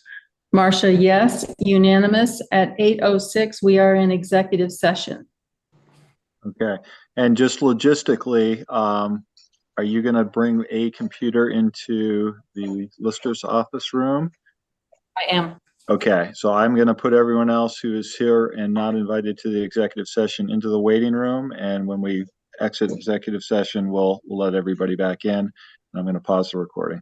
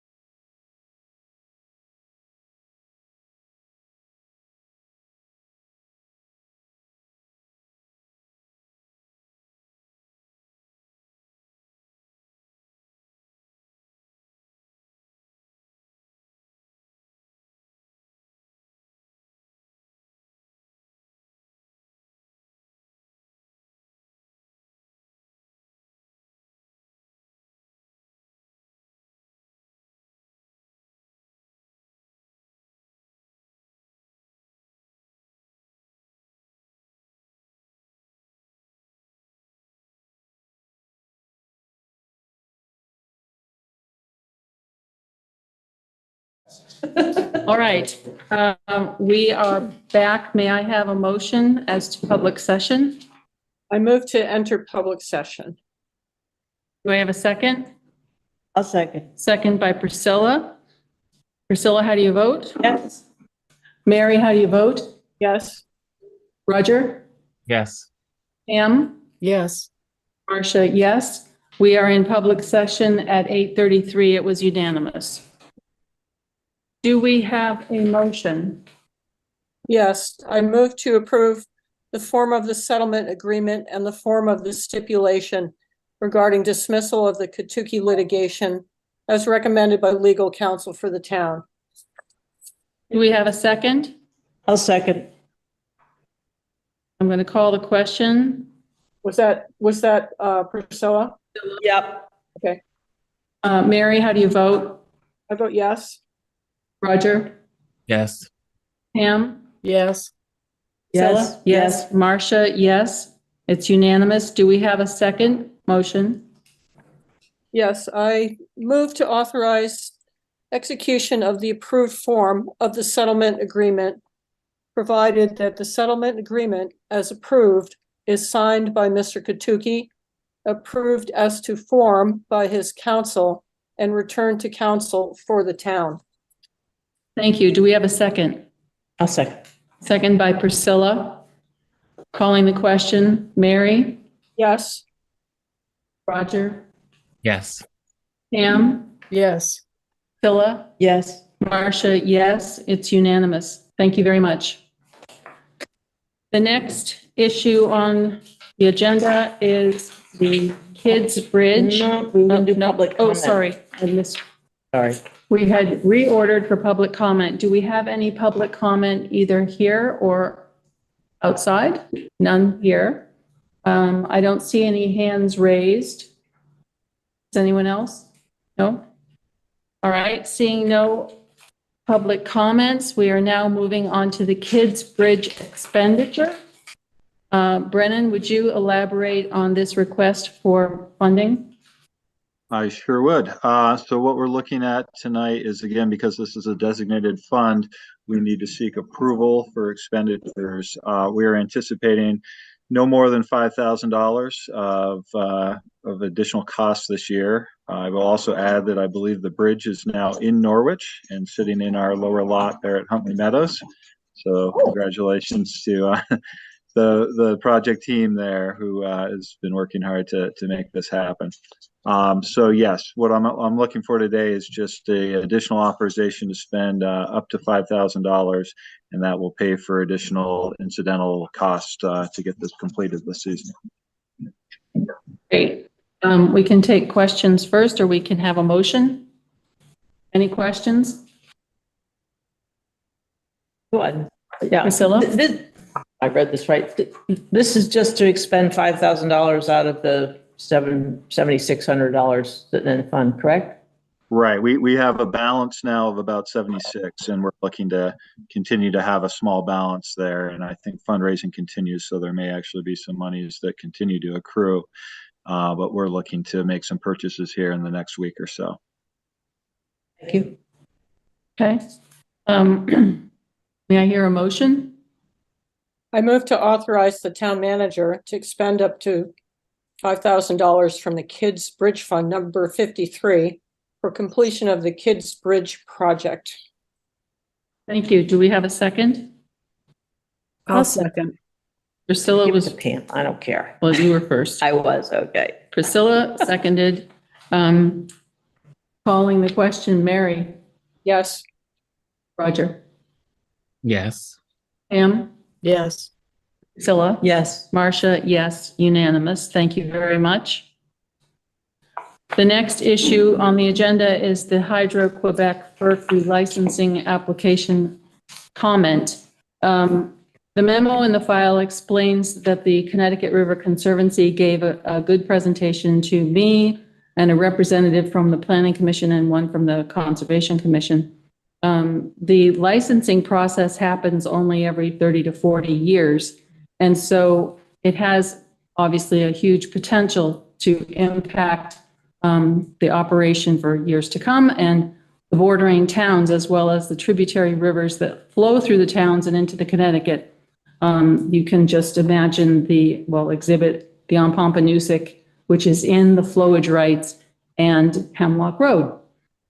As the Planning Commission is preparing to propose changes to our zoning bylaws, and as we are trying to conserve property within the flowage area and in general, we don't want it to fall into the river or whatever, and also wildlife is affected along and within the river, as well as recreational activities, which can be business activities as well.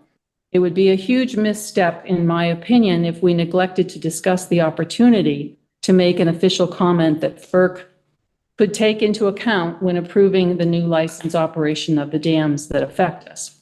We're expecting to receive more information from the Conservancy, including what other towns are doing for comments.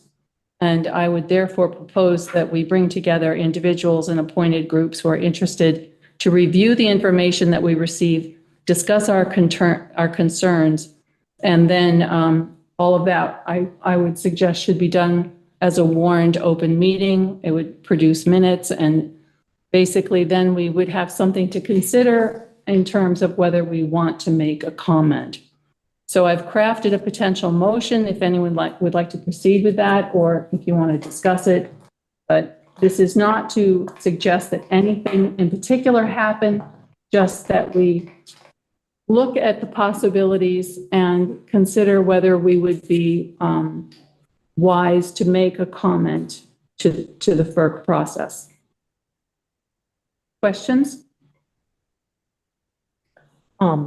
Priscilla? I think if we have an opportunity to give them some input, that would be a good idea. Although personally, I would be most interested in hearing what our Planning Commission has to say, because this is something that I think they're really on top of. I'm not, but I'd be interested to hear what they have to say and give them the opportunity, because it has to come through us, correct? Well, the town has to make some sort of a comment, and I'm not sure yet what other towns are doing in terms of the body that's making, who's the town. But I think this has budgeting implications for us. One of the things that you can ask, I think I put it in the memo, you can ask FERC in advance to build in things for assisting with funding for disasters. So it's almost a little bit like getting in front of the bus as opposed to being hit by the bus and asking FEMA for help. Mary. I think it would be a very good idea to be giving input, and both Roger and I live in the Pompanusick watershed, and I know over the years there's heard from neighbors down the Pompanusick area about erosion of their riverfront property from the fluctuating water levels. So, I know it's sort of an active border between the land and the water that is affected by these changing water levels. And for that reason alone, just to protect the property owner's interests. And as Marcia, as you pointed out, in the case of Hemlock Road, that was, I don't know if that could have been managed by the people who operate the Wilder Dam, but I do think that these increased storm amounts of water and the existing fluctuation in the water, that they draw down the impoundment usually before there's going to be a big storm. They make a little extra electricity. So it's almost like the tide goes out, and then they let it build back in with the water that comes through as a result of precipitation. So I think it's definitely a good idea to comment. And one of the things that that the Conservancy has done is negotiate with them about the times that they'll be doing business. So, and it makes a huge difference in terms of the impoundment. But in my lifetime, living along the river south of here, I'm aware, because our property had actually been purchased for flowage rights. And it doesn't mean that there's a change in the fee simple. It just means that you basically, if there's a problem, you can be flooded. And that, if you look at the maps, the flowage rights go up through the Pompanusick. So what we're facing with climate change, I think, might be changing the whole dynamic about what could be flooded. And of course, as you know, if you go to the ocean, water kind of seeps back, doesn't it? Even if you're not exactly underwater, it's doing potentially some damage because it's in the ground. So anyway, if all that I'm saying here is, if you have no objection, I would throw out an invitation, and whoever wanted to come could come and discuss it, and whatever was developed or proposed would come back to this board, and we could decide where to go from there. And we still need more information from the Conservancy, because at this point, I'm not sure how we would make the comment, and there's a lot of unanswered questions. So this is a first step, and it's just asking if you're amenable to taking that first step. Yes. Roger? What is the first step? The first step is just getting some people together, Planning Commission, Conservation Commission, Town Manager, anybody who wants to come to the table. And I have asked for more information from the Conservancy, because I think including the nice presentation that she shared with us, but there's more information that we could use in order to be able to make an intelligent decision about whether we want to make any comment at all, or what that would look like. So this is a first step to sort of educate people. And again, we don't have everything that we need for that education process yet, but just start people thinking about it. Well, it sounds fairly easy to execute. I mean, invite, and we might find a lot of people in town wanted to come too, because she's already got a PowerPoint, which you've seen, didn't you, and Ernie and so on. Craig Lane. But, the rest of us hadn't. Right. And that would be a great starting point. Okay. Let's make a motion, I think. Right. I'd like to move this, if that's okay. Please do.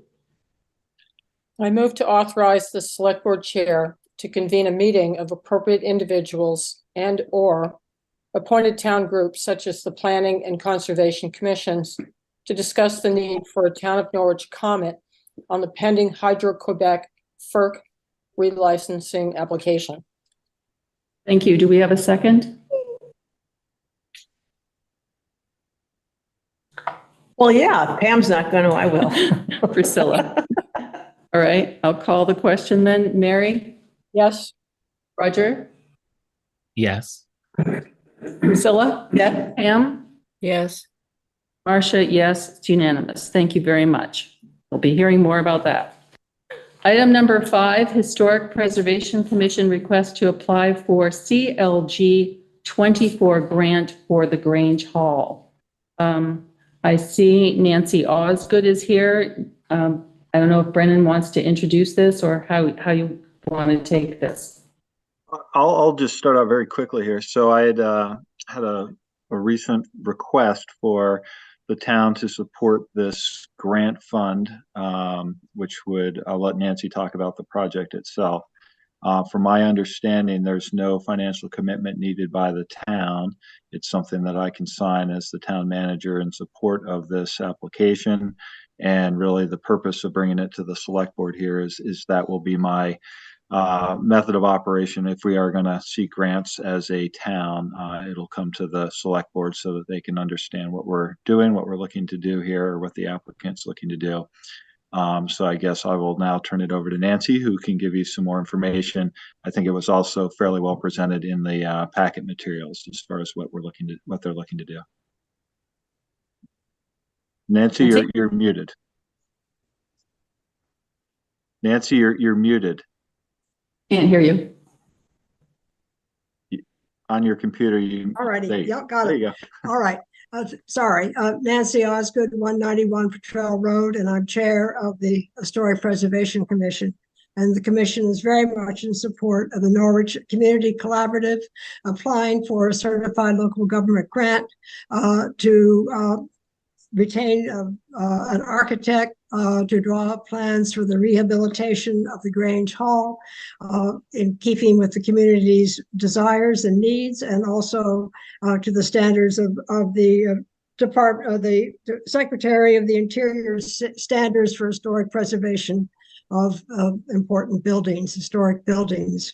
And as Brendan knows, and as you know from the packet, that other than needing Brennan's signature, and my signature that for this grant application to be submitted, and the town should submit it if you agree. If you agree, then all of the work is basically going to fall on the shoulders of the Norwich Collaborative Community Collaborative, because it is they will be the designated third party. They have drafted the application. They will take care of all the hiring, all the keeping track, all the paperwork, all the reimbursements, and everything else.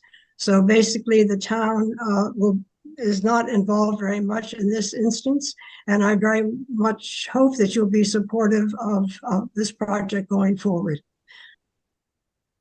Thank you. Happy to answer questions, but I also know that there are two people in the audience who are closely involved too. Okay, Mary? What does the acronym CLG stand for? Certified Local Government, and that's what Norwich is. And as a result of that, you appointed a Historic Preservation Commission. Thank you. Priscilla? I just think this is a wonderful idea. I'm very enthusiastic. Thank you.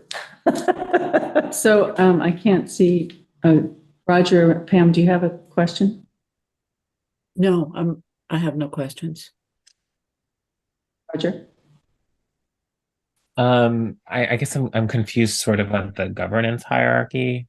So it's like this is an independent nonprofit who now owns the Grange, is working with the Historic Preservation Commission, some of whom are also members of that organization, to seek the town's support.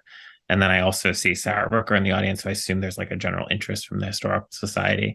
So we as the town are supporting the work of the nonprofit organization. Like, can someone just break it down for me? It sounds like a great project, but I'm confused about our role. I'd like to tag on to that question, because my question was going to be, it sounds like we're starting out as the grantee, and then that switches. Is that true? I'll take a shot at this. I think the way this works, in a lot of cases, the grants require the municipality itself to be the grantee, and then this will be moved with the sub-grant agreement probably to the third party. And then again, they're going to be receiving the funding, and they're going to be doing the work on the project.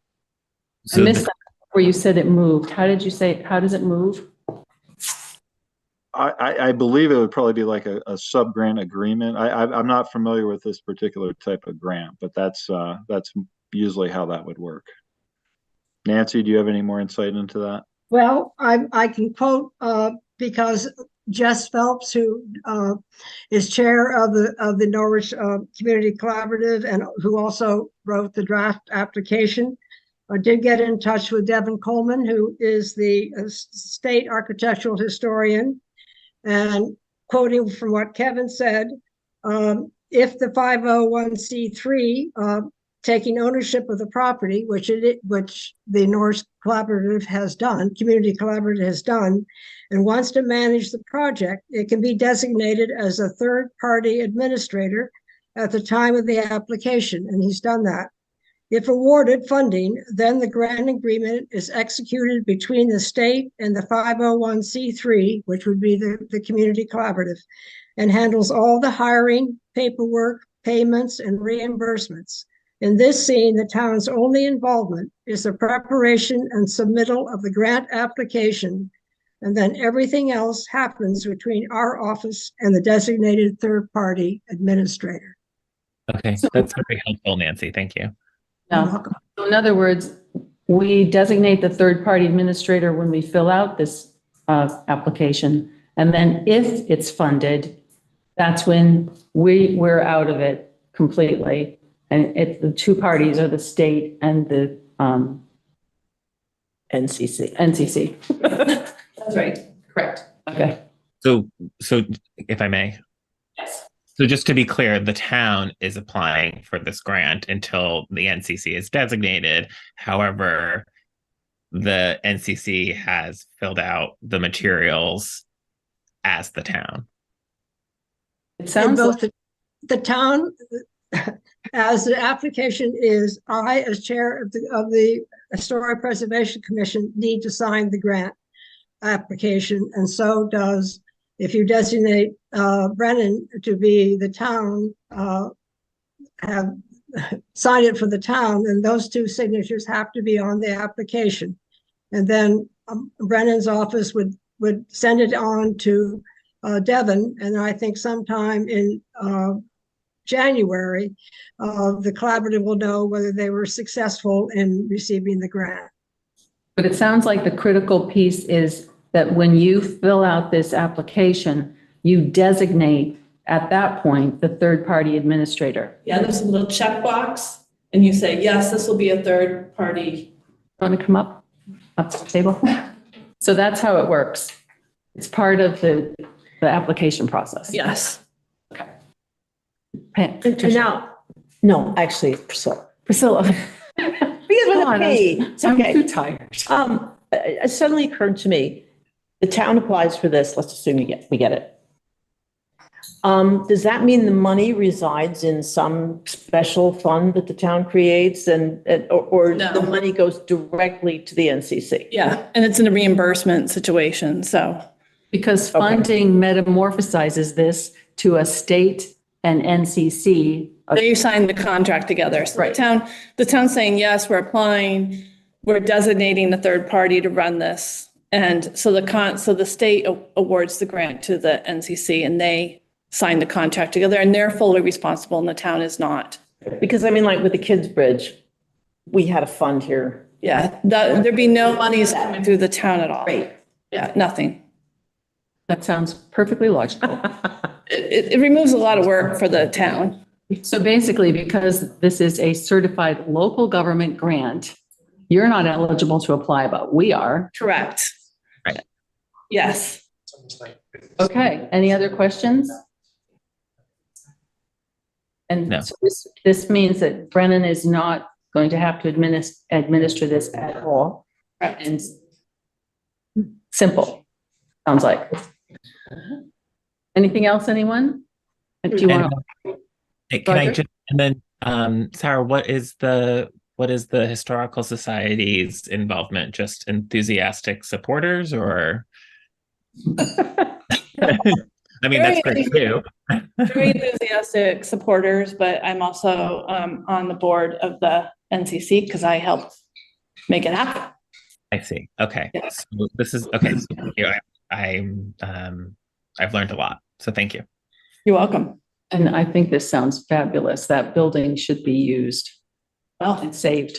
We're working hard at figuring out how to do that. And this is honestly, one of the hardest things to do is raise the funds for the architectural plans and all this beginning stuff. And so if we can get a grant to do that so that we can then have architectural plans to show to the community in a fundraiser, then there's that excitement to take it to the next step. So we really appreciate the town sort of getting us up the first step of the ladder.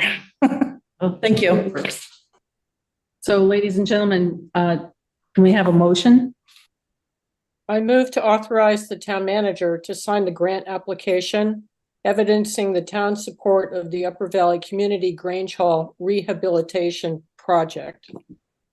Thank you. Do we have a second? I'll second. Second by Priscilla. And I'll call the question. Mary? Yes. Roger? Yes. Pam? Yes.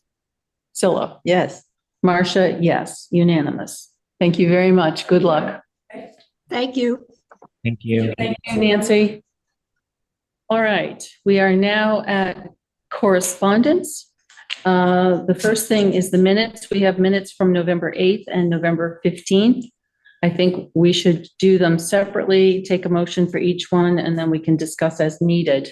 So do we have a motion for the November 8th minutes? I move to approve the minutes of November 8th, 2023 as amended if necessary. Thank you. Do we have a second?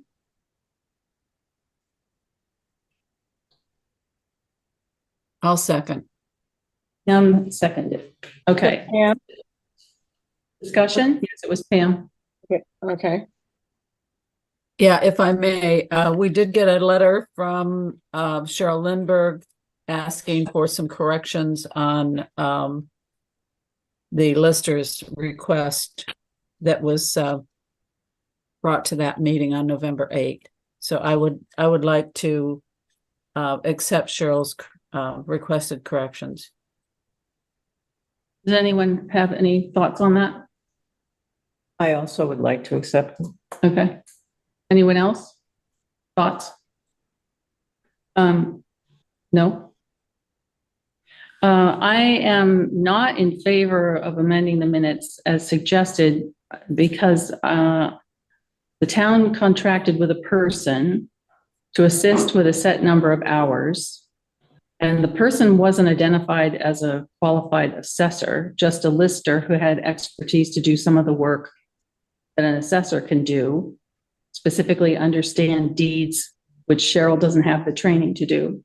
So I didn't find a problem with the way the minutes were written. But we have a motion on the table. So if there's any other discussion or not, we can call the question. Can we just clarify? So what was the motion? Just to clarify. Yeah, the way I read the motion was I moved to approve the minutes of November 8th, 2023 as amended if necessary, but now I think it's cloudy as to whether we're amending or not. Do you want to, someone should make, either Pam or Priscilla perhaps make a motion to accept that amendment, and then we can vote on that? I would make that a friendly amendment. Well, I would want to see the minutes approved, but I might not want that amendment. Well, I've offered a friendly amendment. It would have to be accepted by Mary because she made the motion. I think I'm not going to, well, actually, I'm not going to accept it. And part of it is brevity of the minutes, especially when we have large amounts of time between minutes. I think we're not supposed to be laying out a transcript of what happens. So it's more the detail of it and the fact that we're talking about a topic that may or may not be fresh in people's minds. So I'm going to not accept it. Okay, well, I would just like to point out that the minutes were not accurately recorded. There are some factual errors. And I think that was the intent of Cheryl's request, was to correct some factual errors.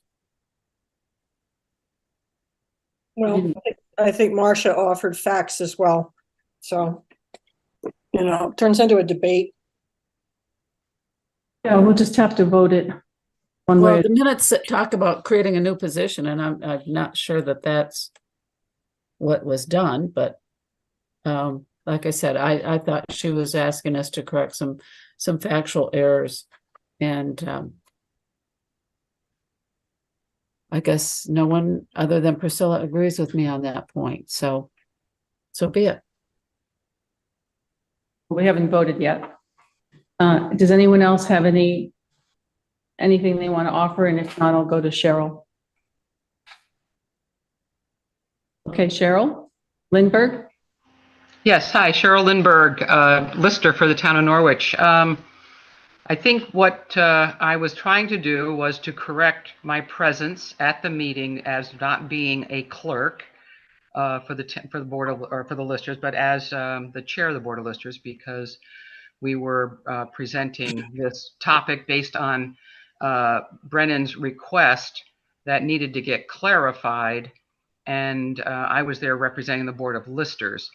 The email exchange that was had between the town manager and myself was clearly to ask about having a contract signed to replace the resignation of the prior contracted individual. And that's why I felt it was important to clarify what was being presented. And so there was, 3 spots I think I brought up in my notes. Brevity is fine with me, Mary. If you think mine are too lengthy, happy to make them more brief.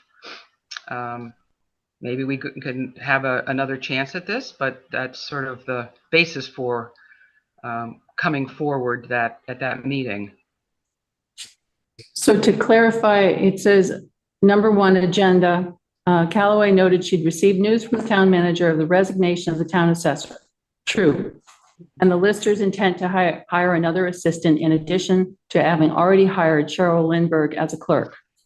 I don't believe that you were hired as a lister when because that hiring to do other work other than a lister was different. Yeah, the listers are elected, so that is that piece of it, right? And the clerk is hired, and this person is the clerk is an employee who is hired, and then this person is a contracted individual to do more professional type work in the office. So that's why we felt it was important to have somebody that is a long time lister, which this person is. So that was the request that we had made to the town manager, was to sign a contract to replace the contracted individual that was there. You didn't hire another assessor. You hired a lister who's assistant. So I think it's semantics, but we didn't hire an assessor.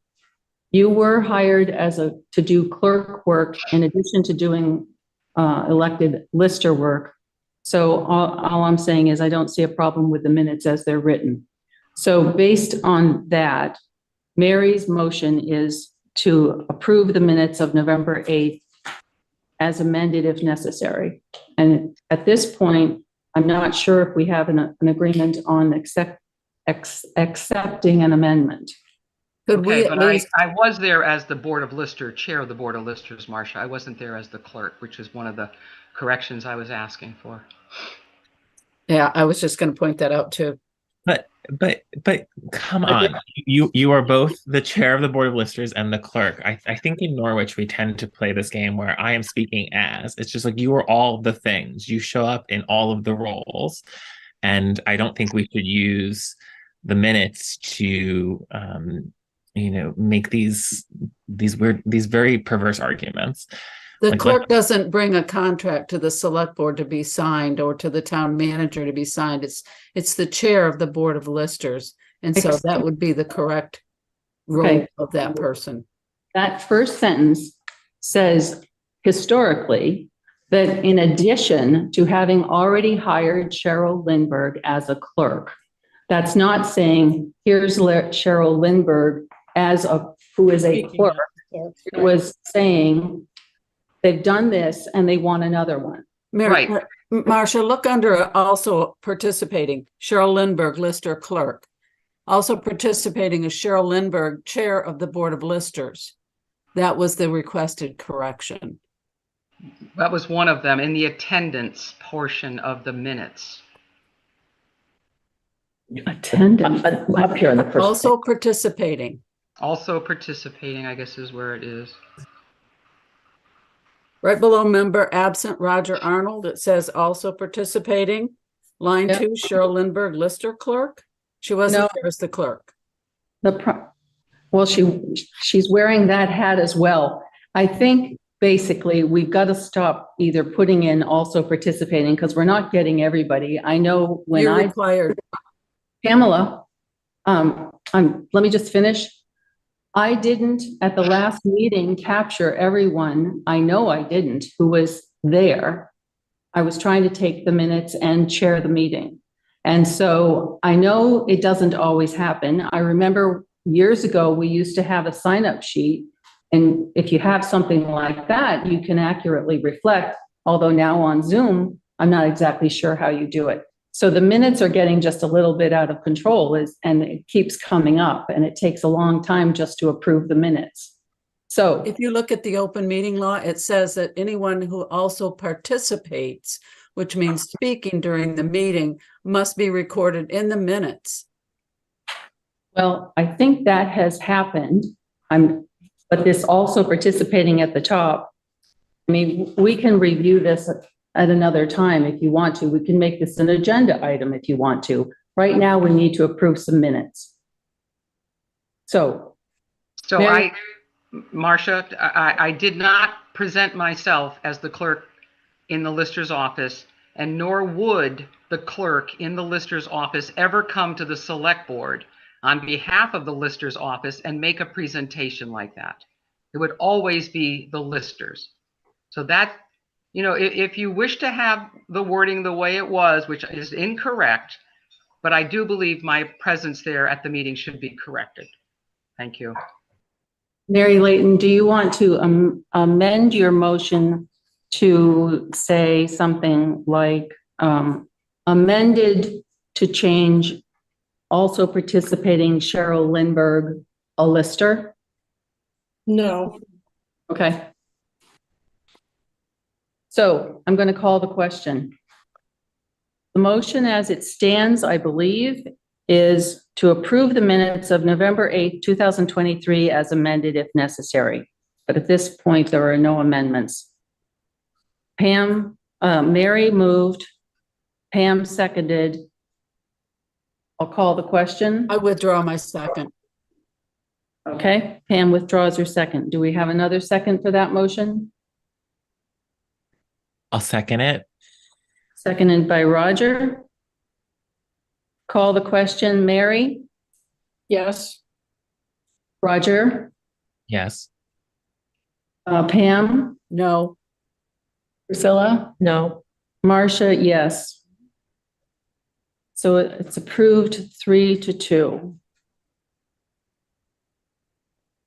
Okay, minutes of November 15. Do we have a motion to approve the minutes of November 15? I move to approve the minutes of November 15th, 2023. Thank you. Do we have a second? I'll second. Thank you, Roger. Any discussion? All right, call the question. Mary? Yes. Roger? Yes. Pam? Yes. Priscilla? Yes. Marcia? Yes. Unanimous. Thank you very much. We are now in correspondence. Pam Smith wrote about the John Gerard Fund. I believe we have now confirmed that there never was a separate fund set up, which would have required a town vote like any other reserve fund. But there is a recreation fund, which would require select board approval for expenditures, and whether or not those expenditures were always approved by the select board in the past. The current town manager has let us know he's aware of how this works. And this reminds me that after the last meeting, I had intended that the VLCT article titled Reserve Funds 101 be included in the packet, because I had sent it to all the board members immediately after last week's meeting. So Brennan, I'm wondering if we can get that in the next packet, just so that people in town have it. Pam writes another email responding to the town manager's response to her email. His was 10/27/23, explaining why there's no Gerard Fund, and Pam states that commingling funds lacks adequate transparency and accountability. I believe I previously pointed out that the master financial policy talks about pooling funds on page 20, paragraph 2. So if someone wants to propose an agenda item to discuss amending that part of the policy, they should do so. But until that happens, it would appear that the master financial policy allows pooling of all funds, quote, except where prohibited by law, and cash and reserve balances from all funds may be consolidated to maximize investment earnings and to increase efficiencies with regard to investment pricing, safekeeping, and administration. Tom Sexton writes to encourage us to complete the Route 5 bicycle corridor survey. I did that with input from board member Priscilla. Thank you very much. The responses are in the packet on pages 74 and 75. The chairs of the select board and the PC were asked for individual responses. The planning commission, that's what I meant by PC, answered the survey as well. And I believe you'll find their answers in their minutes. Then we had messages from Ainsley Morse, Carl Mautner, excuse me if I got that wrong, Aaron and Rebecca Sachs and Michelle Tyler, all writing in strong support of the Recreation Department and maintaining funding as a critical asset in the town of Norwich. I would note that the Rec Department and other departments will be discussed at the next Select Board special meeting on November 29th. Those comments, however, will be helpful to the board. Joyce Hasbrook wrote that the new insurance premium information for property and casualty and workers' comp will be folded into the fiscal 25 budget work. Pam Smith wrote another email about budget and surplus dollars and the board's May 24th decision to use ARPA funds for payroll expenses, and discusses the May 18th memo that this chair wrote to the select board and town manager about ARPA public participation options. That was in the packet for that May 24th meeting. Pam concludes that, quote, because the chair has not asked the select board or the town manager to develop a survey or schedule public sessions, it's her opinion that the select board has not met the requirement of the ARPA guidelines for public participation. I would say that the chair's May 18th memo intended to prompt discussion by the board. That happened on May 24th. Also on the May 24th, item 15, the ARPA transfer of funds and documentation. Duffy noted that once the ARPA monies are transferred as discussed at the meeting, and this is a quote, the monies will no longer be encumbered by federal strictures on the terms of any investments. Smith added, it's important that any transfers out of the ARPA fund be completed by June 30th, so the upcoming end of year audit will take their subsequent locations into account. And Lindbergh noted there's also some urgency involved because interest rates are certain to decline. Smith agreed. I'm happy to say that that didn't happen. And she further concurs with Lindbergh's judgment that investing the surplus in a 6-month CD will not expose the town to substantial risk, additional risk. Arnold moved, Smith seconded to use the ARPA funds to pay the town of Norwich payroll taxes in fiscal year 23. That passed unanimously. So that means that ARPA funds are now used. I don't think we're going to have to say that again. We now have a surplus. Item 19 of the same minutes, May 24th, ARPA public participation process for use of surplus funds. The topic was on the agenda and followed the vote to use the ARPA funds for payroll. The issue then was for the use of the surplus money, and it still is. And the chair asked people to give a process for public participation give it some thought. Smith registered concerns that the actual surplus of ARPA monies would not be known until after the audit, and she believed the surplus would be less than the amount of the total ARPA award. And B, the board could not provide options for the public discussion without detailed information concerning costs, which would take time to determine as they would need expert reviews and opinions.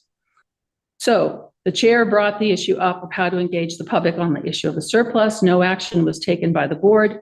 The chair would now like to offer that the board consider 2 public meetings in January of 24 before the warrant deadline, and by which time we'll have the final audit and thus know the exact surplus amount, and possibly, with any luck, have information from architects about Tracy Hall and whatever else we want, so that we can then solicit input from the public at those 2 meetings about what they want to see on the warrant in March of 24, as to how surplus monies should be used. That's surplus monies, not ARPA monies. The reserve fund for multiple projects might be one way to do it. A reserve fund for paying down the monetary allocations now and in the future. There's a lot of things, and I propose that we discuss that in a future agenda item. That brings us to the AP warrants. We have 6 warrants tonight. Let's take them in order, make a motion for each, and discuss if necessary. Do we want to receive the correspondence? Receive the correspondence first. Thank you. I was on a roll. Yes. Would someone like to make a motion to accept the correspondence as submitted? So moved. Do we have a second? I'll second. Thank you, Roger. Mary, how do you vote? I vote yes. Roger? Will there be a discussion? Oh. Yeah. Back up. I'm sorry. Okay. tired. Cheryl, go ahead. Cheryl Lindbergh. Thank you, Marcia. What I wanted to mention in your comments about the pooling of money, the pooling of money refers to keeping the money in a bank account, pooled in a bank account, so that you can earn your best rate of interest with the larger quantity of money in one account and not have 7 or 8 or 12 different bank accounts. But proper fund accounting records the monies in a reserve fund. So when the Gerard donations were arriving into the town, the individual in the office, then in the finance office, wasn't clear on how to open up a new reserve account. So that's the difference between the accounting side of the town funds and the banking side of town funds. The pooling is the banking side, not the accounting side. So there should have been, in conclusion, there should have been a new reserve fund established for the Gerard Fund monies coming in, restricted for the use as it was stated in the obituary. Thank you. I think that it would behoove us to look at the language because it's not clear from the master financial policy to the average bear. And so we might look at that more closely and clarify it. I think in terms of granting instruments, we don't look at obituaries legally. And I think that in terms of setting up a reserve fund, that goes to the voters. And so until we have that, I think we need to stick with what we've got. So that, could be, I suppose, a warrant article. But for now, that's where we are. Pam. What's the difference between a special purpose fund and a reserve fund? I know we have two different kinds of funds. And the Kids Bridge, I think, is a special purpose fund because I don't think the town voted to create a Kids Bridge fund. The Reserve Fund 101, I think, talks to that. So have a look at it. All right. I haven't had a chance to read it. I'll go back and look. Okay. All right. So I'd like to call the question about accepting the correspondence. We have someone's moved and we have a second. Mary, how do you vote? I vote yes. Roger. Yes. Pam. Yes. Priscilla. Yes. Marcia. Yes. Unanimous. Thank you very much. AP warrants. 6 warrants tonight. Let's take them in order, make a motion for each and discuss if necessary. May I have a motion as to 1072? I move to approve AP warrant number 1072 in the amount of $454,557.05 from the general fund. Thank you. Do we have a second?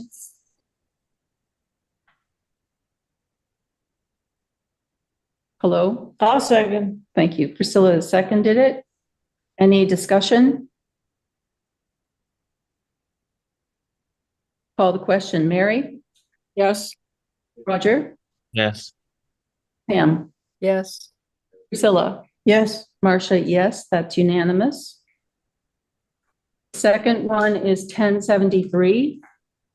I move to approve AP warrant number 1073 in the amount of $1,625.50 from the Records Restoration Fund number 45. Thank you. Do we have a second? I'll second. Second by Priscilla. Any discussion? Call the question. Mary? Yes. Roger? Yes. Pam? Yes. Priscilla? Yes. Marcia, yes. It's unanimous. Warrant number 1074. I move to approve AP warrant number 1074 in the amount of $20,499.74 from the Fire Equipment Fund number 26. Thank you. Do we have a second? I'll second. Second by Priscilla. Any discussion? Call the question. Mary? Yes. Roger? Yes. Pam? Yes.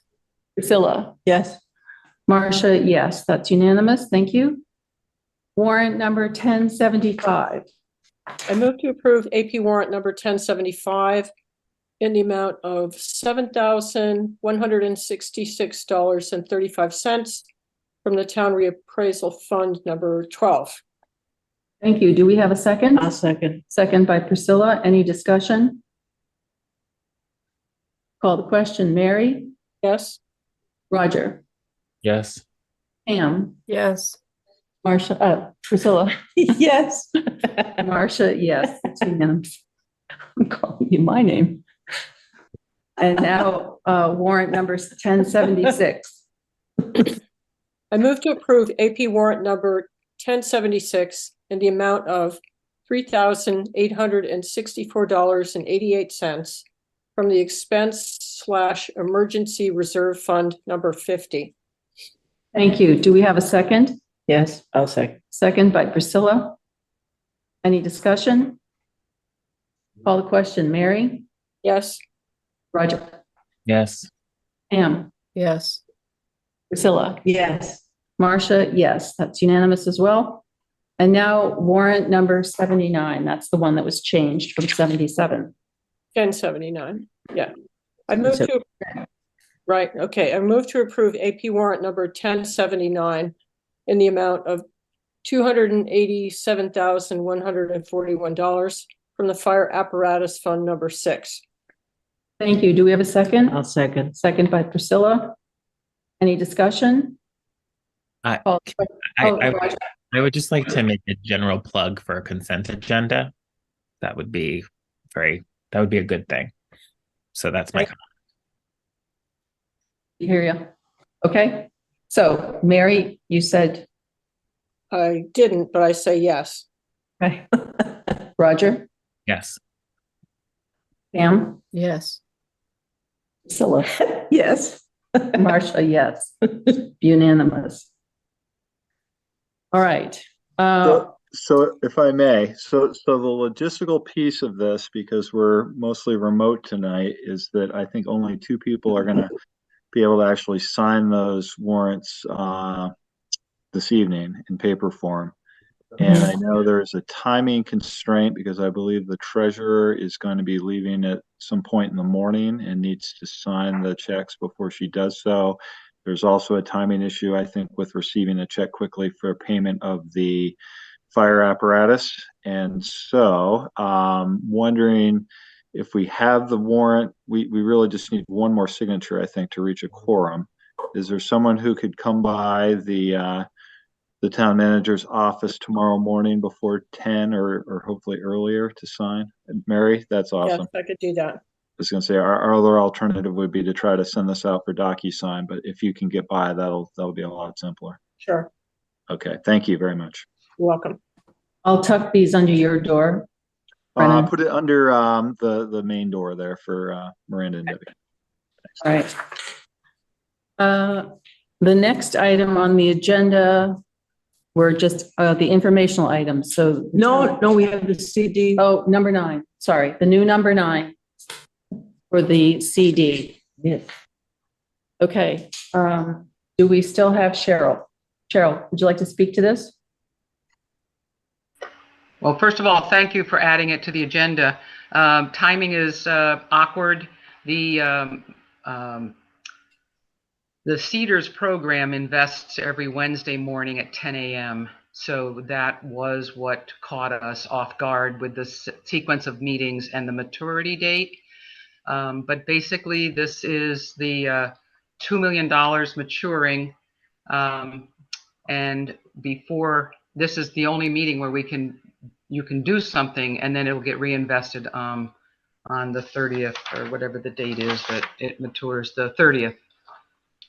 The morning of the 30th, it would be reinvested. So that is what I can tell you. I forwarded the Mascoma email that gave the information on rates and the special rate that they would be willing to give the town of Norwich.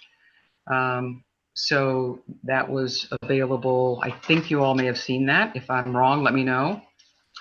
And I did lastly check with Ledyard yesterday and today to find out what their rate was, and it's slightly lower than the Mascoma rate. So just to let you know that it is a good rate that we've been offered. So Cheryl, I didn't see, I'm trying to find it now, but I didn't see that you had suggested a duration. Are you? Yes, she did. Sorry, 6 months. Yeah, there were two memos. There was this one and there was one that came out before this one where she said she'd get the exact numbers and then she had the exact, I didn't put up the other one. So what I'd like to know is if we do this, I mean, I know you can always pull out a CD, but what's the penalty? This is a big CD. Well, again, I would only wish to invest if we don't think there is a need. There's certainly cash coming in with taxpayers paying taxes by the end of the calendar year. There's a certain balance still in the bank account of around $3 million. So we're not strapped for cash. It would take a major event to need $5 million. I don't see a concern over the withdrawal of the funds before the 6 months is up, and would say that you'd be better off, getting a cash advance or something. What I'm trying to say, just borrow against the CD as opposed to losing the interest. But I don't see that need in the next 6 months. I'm just thinking, if we have some meetings and we miraculously get some, I don't know, some quotes and people decide to move on something and then we simultaneously have a disaster. I mean, I don't know what could happen, but the question is pretty simple. Do you know what the penalty would be? So I don't know what the penalty would be, Marcia, but I know that Mascoma Bank is a very local bank and would work with the town of Norwich to figure out a solution that would not penalize the town. I'm confident in that. Okay. Right. So what do we want to do with this? I think we need to create a motion and vote to either have Cheryl take advantage of this very, very nice rate or not. So this rate says, no, that's the rate card, but actually we would get one at 4.5%, right, Cheryl? 4.5% is the annual percentage yield. The rate is slightly lower, but by leaving the interest in to accumulate each month, your APY is greater. Do you want to make a motion? I'm happy. I'm not too experienced. Pam would make a motion. I mean, what? Pam, do you want to make a motion? Sure. I move to reinvest the $2 million from the CD that is maturing with Mascoma Bank for a 6-month period at 4.4% with a 4.5 APY. I would just wonder if you want to roll the interest is all I would want to know, or if you want to go back to the 2 million. Is that what the motion is saying, Pam? Oh, yeah, we could roll the interest and earn more money. Sure. I just want to bring that up. Yeah, that's a good point. Thank you. Yes, Can you say so it we again, would though? roll the 2 million with the accumulated interest for a 6-month period at 4.4% with a 4.5 APY for the period of 6 months. So what I've got so far is move to reinvest the $2 million with accumulated interest from the CD maturing with Mascoma Savings Bank at 4.5%. It's 4.4% and 4.5 APY. The APY means if you continue, it's compounded interest. Yeah, I took finance stuff, I know. For 6 months. So can I ask a question? Please, Roger. So it's I guess more technical. So this is the second time that we've had an ask like this. But I've been on the board for more than that. So is this new? Or have you made investments in CDs before and we hadn't been asked? Or now you're asking as a new procedure? What's up? There has not been investments made, Roger. for several years due to COVID and the rate structure and what have you. So the bank was offering us a rate on our deposit accounts that was reasonable and good. But with the various communities that have received ARPA funding, many of the communities were investing the ARPA funds to take advantage of any rates that they could and on those dollars. So that was the original point of it. But yeah, this is not new. For as long as I've been treasurer, I've done a lot of investing with the select board's approval. But not, okay. But not in the last, how long has it been? Not in the Probably last. been 4 years or more. Probably, yeah, it's been a while. Okay, thanks. So this is the motion, I think.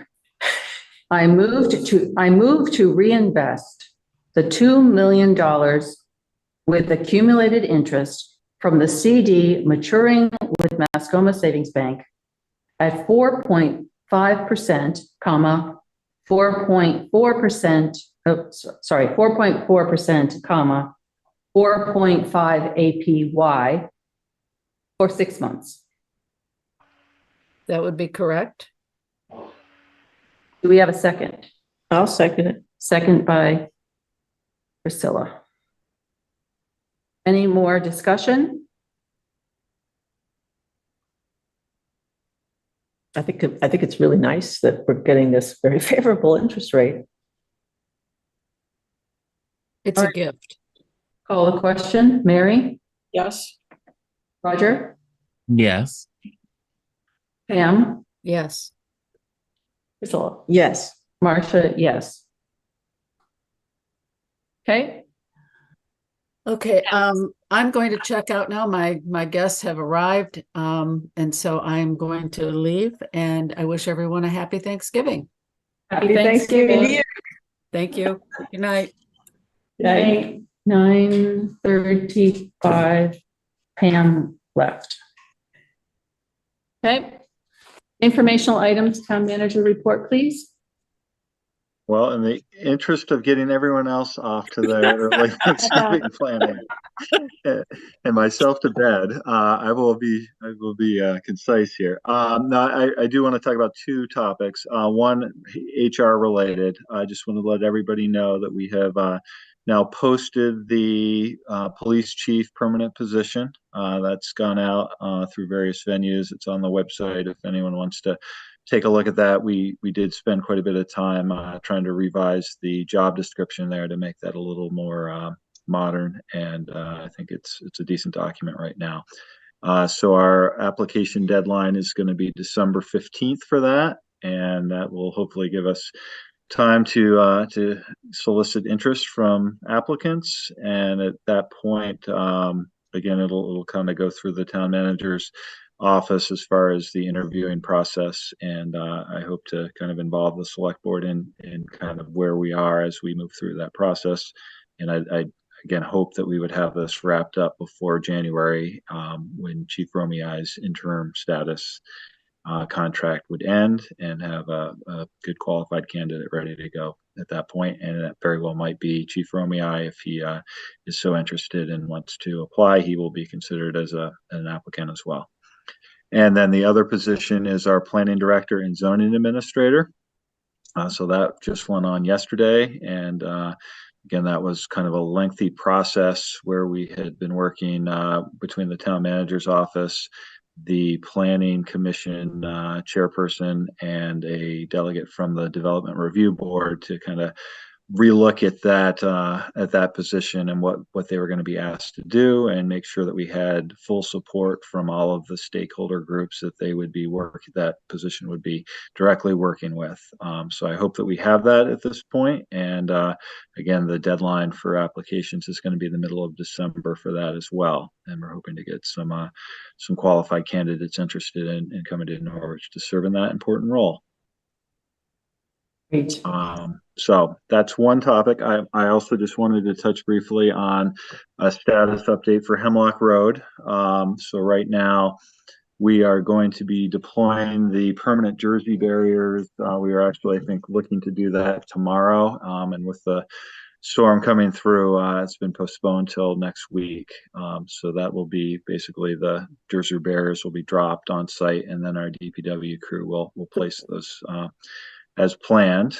And then we do continue to discuss the with Stantec and with Sanborn Head, the geotechnical specialist, the report that we will be receiving from Stantec.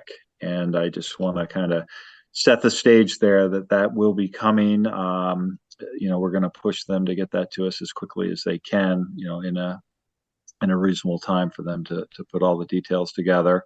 We're going to be asking them to create a couple different options for us, I believe. And then we're going to have some hard discussion and thoughts about how we want to proceed. And I don't want to say anything more about it right now because I don't really have all of those details, but we're looking at a couple different options, and we've asked them to give us some at least ballpark price quotes on what those different options would cost. We are still working with FEMA. In fact, I think some of the discussion has been about them wanting to know what we're going to do there so that we can get into that FEMA reimbursement system as well. So while there is no guarantee of any reimbursement, again, we continue to work with them on Hemlock and also our other disaster mitigation emergency efforts to get reimbursement. And Chris Kaufman at DPW has been directly involved in that and is spending a lot of his time kind of working through the very tedious bureaucratic process of the reimbursements. So unless there are any specific questions, I'll end my report there, and we'll have more to talk about in future meetings. Great. Any questions? Thank you. Yeah. And I would just underscore that this police chief position is to replace an interim position. And that's all that's going on. The permanent job opening up.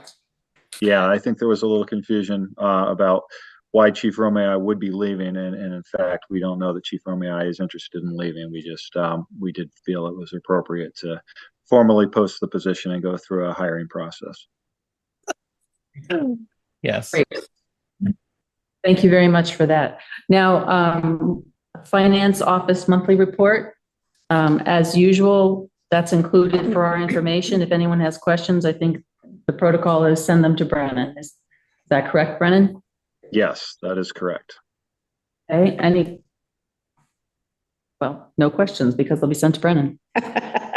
We already talked about the Route 5 Bike Corridor Survey, page 74 of the packet. Reports submitted were from the fire department, the IREC coordinator, police, recreation, and the town clerk's third quarter report.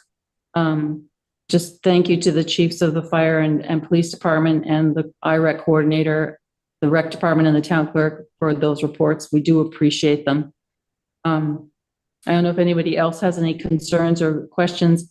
Brennan, I just wanted to mention the IREC coordinator had offered that if there was any questions that we had for the budget, and he also mentioned in his report about the Danwich station, charging station, that it wasn't working. I remember some time ago when I was looking at budgets with you, there was a line item somewhere where we were paying a monthly fee for those things at Dan and Witt's. So I'd like to know if we've been paying for that, what's the yearly cost? Have we been paying for something that's been broken? I'm just wondering, if we should look at that. Yeah, I can give you a brief explanation because it's being researched right now by both Jeff and by Barry in the finance office. We actually are coming up for a renewal of our contract with the provider. And you're correct that we've learned that one of those charging stations has been inoperable. We're actually seeking a reimbursement because we have been paying a fee to them. And I've asked them to make sure that we're clear on what the reimbursement will be before the new contract gets re-signed. So both our finance office and Jeff in his role as IREC have been very helpful in trying to figure out what exactly that contract was and how it works. And it's something I think that was set up, and then not a lot of attention was paid to it. But we have, I think, a better understanding now of what it is and how we're doing it.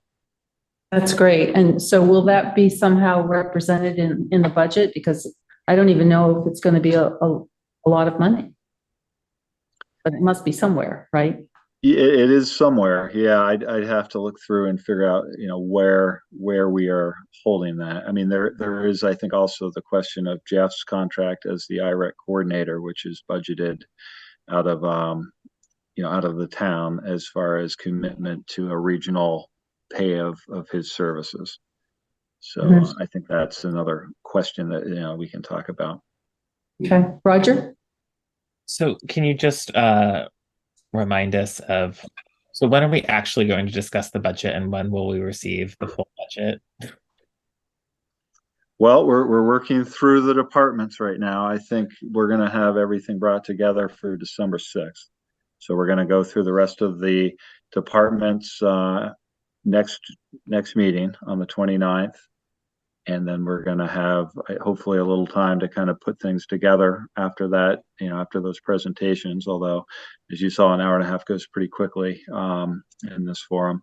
So I would say no later than the 6th, when we look at this, we'll be putting together all of those pieces and working with Joyce kind of in a real-time situation if we want to look at scenarios for different different changes or different levels of cash infusion if we're so interested. Okay, and then I guess to that note, there's always a lot of activity around the warrant and it often has budget implications. And so I would like to see us try to manage that a little bit, I guess. I don't necessarily know if we need to see a draft warrant. I think it's too early. I don't want it to take away from budgeting, but I think that's often used as an opportunity. It's often used, the town often sees that as a way to put forward discretionary funding ideas, and we might want to think about how to actually take that on as part of a budget process. So for instance, I saw what is going on with the Guile Mountain parking, right? What is going on with the fire tower, right? Is there any budget expenses associated with that? So I want to,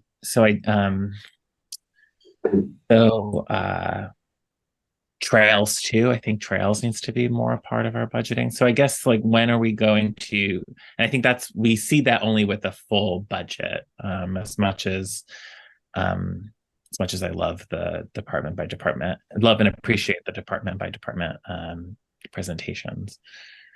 I think just to your later question there, I think the conservation committee will have a small piece that we'll look at the next meeting as far as some of their cost, and I think that's the only commission that we're going to be looking at. So I understand what you're asking, Roger. I think again, we can I think we're going to be hard pressed to get through an hour and a half with all of the different departments on the 29th. So I'd say the 6th is probably when we can bring this together. And if you want to get some questions or some thoughts out there prior to that we can bring into that meeting, we're happy to do that. Okay. So Conservation Commission is going to be potentially responsible for bringing up things like the Guile Mountain parking lot, the fire tower, and the trails. And we're going to hear from them. And does Planning Commission want any money for anything? I know that our planning office will be looking at a budget presentation, which I'll be making with the director there, and I don't believe I've heard anything from the Planning Commission specifically about expenditures. Okay. And so on December 6th or before December 6th, the board should have provided you and Joyce, or through you, whatever concerns, questions they want to bring up, things to play with. And Joyce is going to have the workbook open on December 6th, and we can play with numbers. And then, right? And then after that, before we get to the warrant, I think we need to think very hard about what we would propose to folks for how we're going to deal with the surplus, because it can't just hang around. It's got to be parked someplace. And that parking is, like we could sort of say, divided into thirds. And 1/3 of it we use to buy down the budget this year so that we, have less monetary allocations. Maybe we could save some of it for a particular project, but that might be something that we want people to weigh in on in those 2 meetings that I proposed for January, so that we can kind of begin to crystallize how we're going to plan the use of that money, understanding that once you've created a reserve account, it can sit there. It doesn't expire or have to go back to the people at the end of a year. But if you decide to use it for something else, at that point, you've got to ask people if they want to use it for something else. So I think we should begin to get our heads around what we think would be a good use of the money, and then have a couple of meetings in January before we put a warrant together to have people weigh in on use of the surplus. Mary? I can't hear you. Sorry, I was muted. I think we're probably going to have to make some of those decisions. And I agree with Roger. There's sort of there's an interplay between the budget and the warrant. And a lot of it has to do in this case that we do have a surplus. So for instance, we might want to generously fund DPW, and the money would go into reserve funds that are established, except for the 2 new ones, that have to go on the warrant, the culvert and the other, I forget what the other one was. So you need warrant articles for those. And if you're going to appropriate way more than you did last time, then, you have to have voter approval for that. So it's sort of integral to the process, but I think we're doing it in the correct order, and we're giving some strategies for how much we want to use of the surplus, and definitely the voters will have to approve it. So all pieces are there. I think we just have to put it together in some way that seems sensible. I mean, I guess my final point, and I don't know how much we're really in control of this. I think we could very easily move some money into Tracy Hall. I think even though that project is unknown, I think there is enough knowledge that a considerable portion of that surplus money needs to go towards that building. It's, one of only a few of our physical infrastructure that we have, and so it would make sense to take care of it. I think the problem is it's a very uninspired ask right now, as is, and I think because it's not a fully realized project for people, and so I think right now people are going to, inflation is out of control, wages are always stagnate, taxes go up, and their services haven't increased, and their quality of life may or may not have changed. So I would say the reason to do some kind of session isn't to say, oh, what do you think? It's to, I think, generate interest and excitement over a named project. So I guess I would encourage this board to name Tracy Hall as a good use of surplus, and then draw up excitement about what that project could look like, rather than saying, what do you want? Because there's no end to that process otherwise. So I guess I think we need to do a surplus to control some of the tax rate for this year, but I think also we need to actually tell them that we're going to need to move that into the Tracy Hall Reserve Fund because we're going to do something with it, and we're going to come to you with that something. And that's the end of the surplus question. Priscilla, I think we should try to figure out a number of different scenarios and present them to people so they can see these are different things that you could do, because I don't think we just sit there and say, oh, hey, Matt, tell me what you want. And, hey, Richard, tell me what you want. But with the implications, because, one thing that's already been presented to us is the idea that we put it all into the capital reserve fund and fix that up.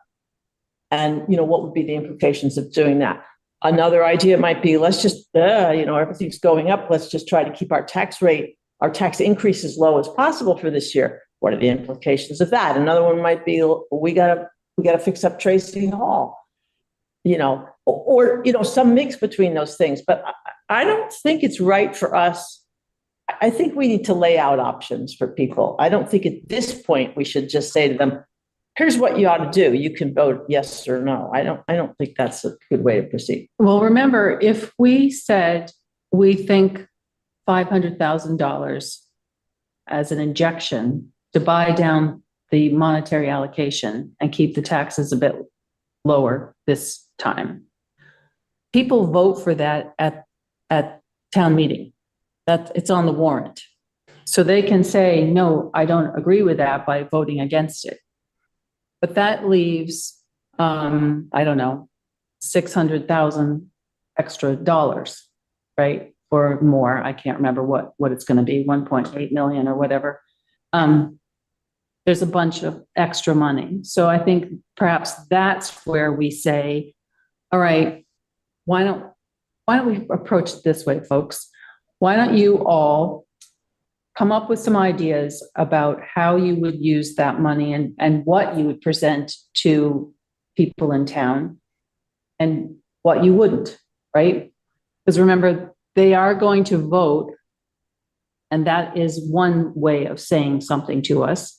But I think a lot of people want to have time to air their concerns. And I think that's a good thing. So 2 meetings is what I'm thinking would be nice in January. It might have 3 people at one, and it might have, 400. I don't know. But I do think that Priscilla's right. We have to have some ideas to present. It can't be open-ended. So my suggestion would be that each of us put down some thoughts and we discuss that perhaps December 6th. I have a question. Yeah. Brennan, what is the time, like the RFP for the Tracy Hall study? When is that work completed, and has it started? It has started, yeah. And to be honest with you, I've been so wrapped up in the budget work, I haven't really been pushing them too hard. But they have been through Tracy Hall at least twice. They've gotten the sketches, the architectural blueprints. And, I think, again, I'd like to get through the next couple of weeks and get the budget approved and have that off, and then try to get more re-engaged with when they can make a presentation, because that was part of their proposal, was they were going to talk to people and then they were going to come back and kind of present what they had found. So it's very possible that could happen in January. That'd be nice if it could. And I can certainly reach out and just say, hey, where are we as far as our schedule? But I think it was in that time frame, right? And we're also, as you know, working right now with the Gov HR group on this compensation study. So that is, again, kind of a work in progress. I'm hopeful that we're going to have something that might be able to be useful to our fiscal year 25 budget. It's possible that we're going to be at the end of that before we have any real kind of data in that sense. But yeah, a lot of different moving pieces here, kind of moving at different speeds. Right, and also collective bargaining is undecided. So I mean, right, so if you take in those 3 things right there, I think that's enough of a conversation. I guess my final point, and then I'll do as Marcia suggests, is I would rather see us focus the town on a project of which they could say anything they want about it, including that they don't like the project idea, as opposed to, Game of Throning a couple of, I haven't even seen Game of Thrones. I assume I'm using that appropriately, as opposed to saying like this idea. I would prefer saying we have Tracy Hall. It can, let's have a lot of conversations about like what you programmatically want it to be, what you want for the employees, blah, blah, blah. So I guess I like the idea of January. I would rather us focus on a project rather than a surplus, if that makes sense. But I'll step back and just do the exercise. Okay, and I'm wondering, December 6th, we've now got scheduled for an hour and a half of budget only. What if we added an extra hour and a half for this discussion so that we're prepared with everybody's ideas? And then we kick those around and come and decide how we're going to proceed. Right.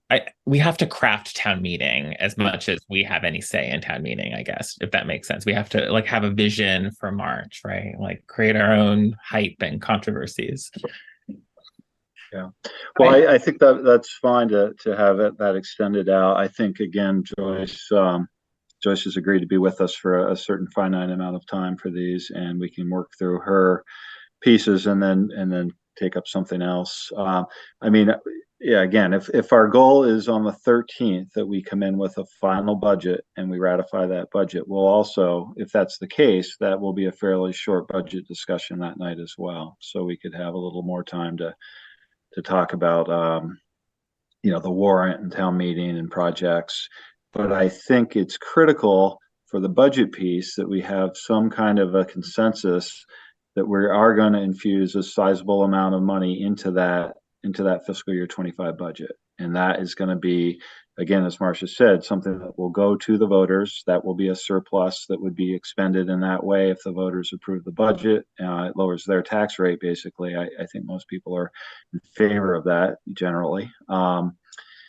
So that would be, again, a scenario that Joyce presented in her earlier slides of if it was $500,000. So if it was $500,000 out of that $1.8 million surplus that we have, unaudited, but we're fairly comfortable that's our number. And we can concisely, put that into this next budget. Then we're at about, I think, roughly a 7% increase, so we're well below that double digit. We're a little higher than Roger's 6%. And we're also kind of refunding those capital line items appropriately this year. I'd like to see us in our discussion about where some of that surplus goes, look out at future years and say, hey, we have enough money right now that we could look at having, an amount of money that would go into the fiscal year 26 and the 27, and maybe that's as far out as we really can go. But, a meaningful amount of money that we're going to know is going to be there for those capital needs that we know are going to recur next year at this time. And then I like the idea of getting a project or two that we could get people excited about and putting that onto the ballot with, hey, this is what we're going to do with this, and not just an open-ended, well, maybe we'll do something someday. Right.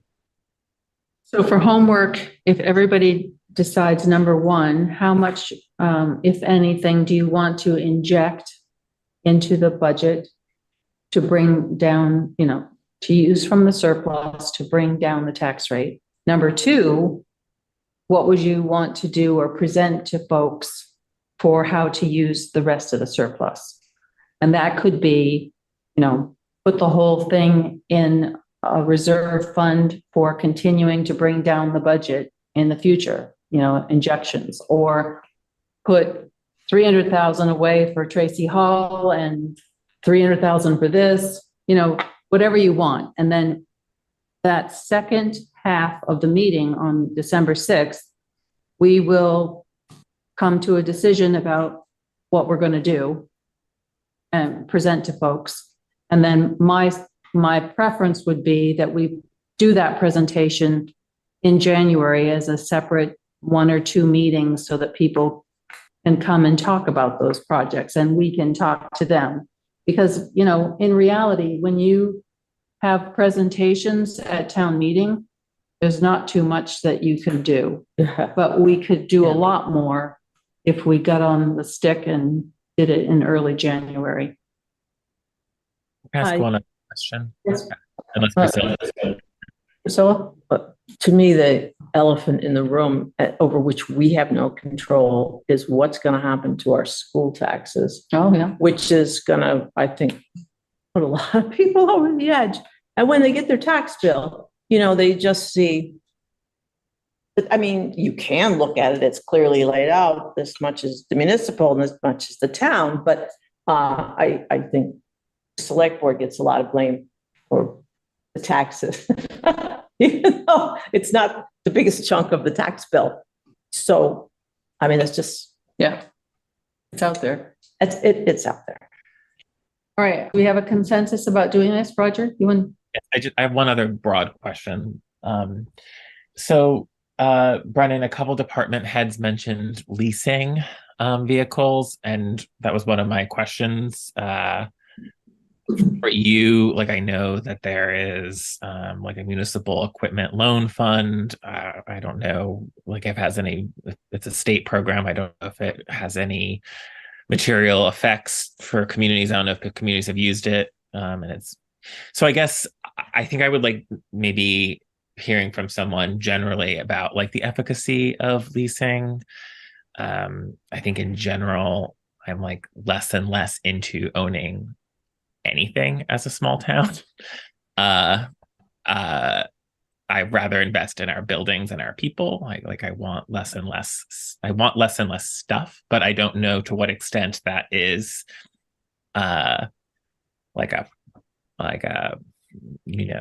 I don't know how much that is rooted in anything real. Like, so I guess my question is like, what does the municipal loan landscape look like? I know that bonding is not necessarily low interest. Commercial bonding is not necessarily a great option right now, but what does leasing look like for vehicles and heavy equipment? So I guess that's so you heard from Matt. Yeah, Sure. I won't go into detail right now, but you heard from Matt Romei. So there are options where you would lease a police cruiser instead of purchasing it. And at the end of that period, you're paying probably a little bit more than you would be if you purchased it. And, you know, I think maybe what you're asking, Roger, would make sense to have Joyce put a slide or two together for the deck that would kind of compare and contrast how leases versus purchases might look in that scenario. Is that what you're talking about? Yes, because I think so. Like that might not be the same case for heavy equipment. Like I forget what that 195K piece of equipment was that I couldn't read the whole Excel column because it was cut off. If you remember, I interrupted and asked. So that it might be advantageous for heavy equipment as it is, you know, but not for police vehicles.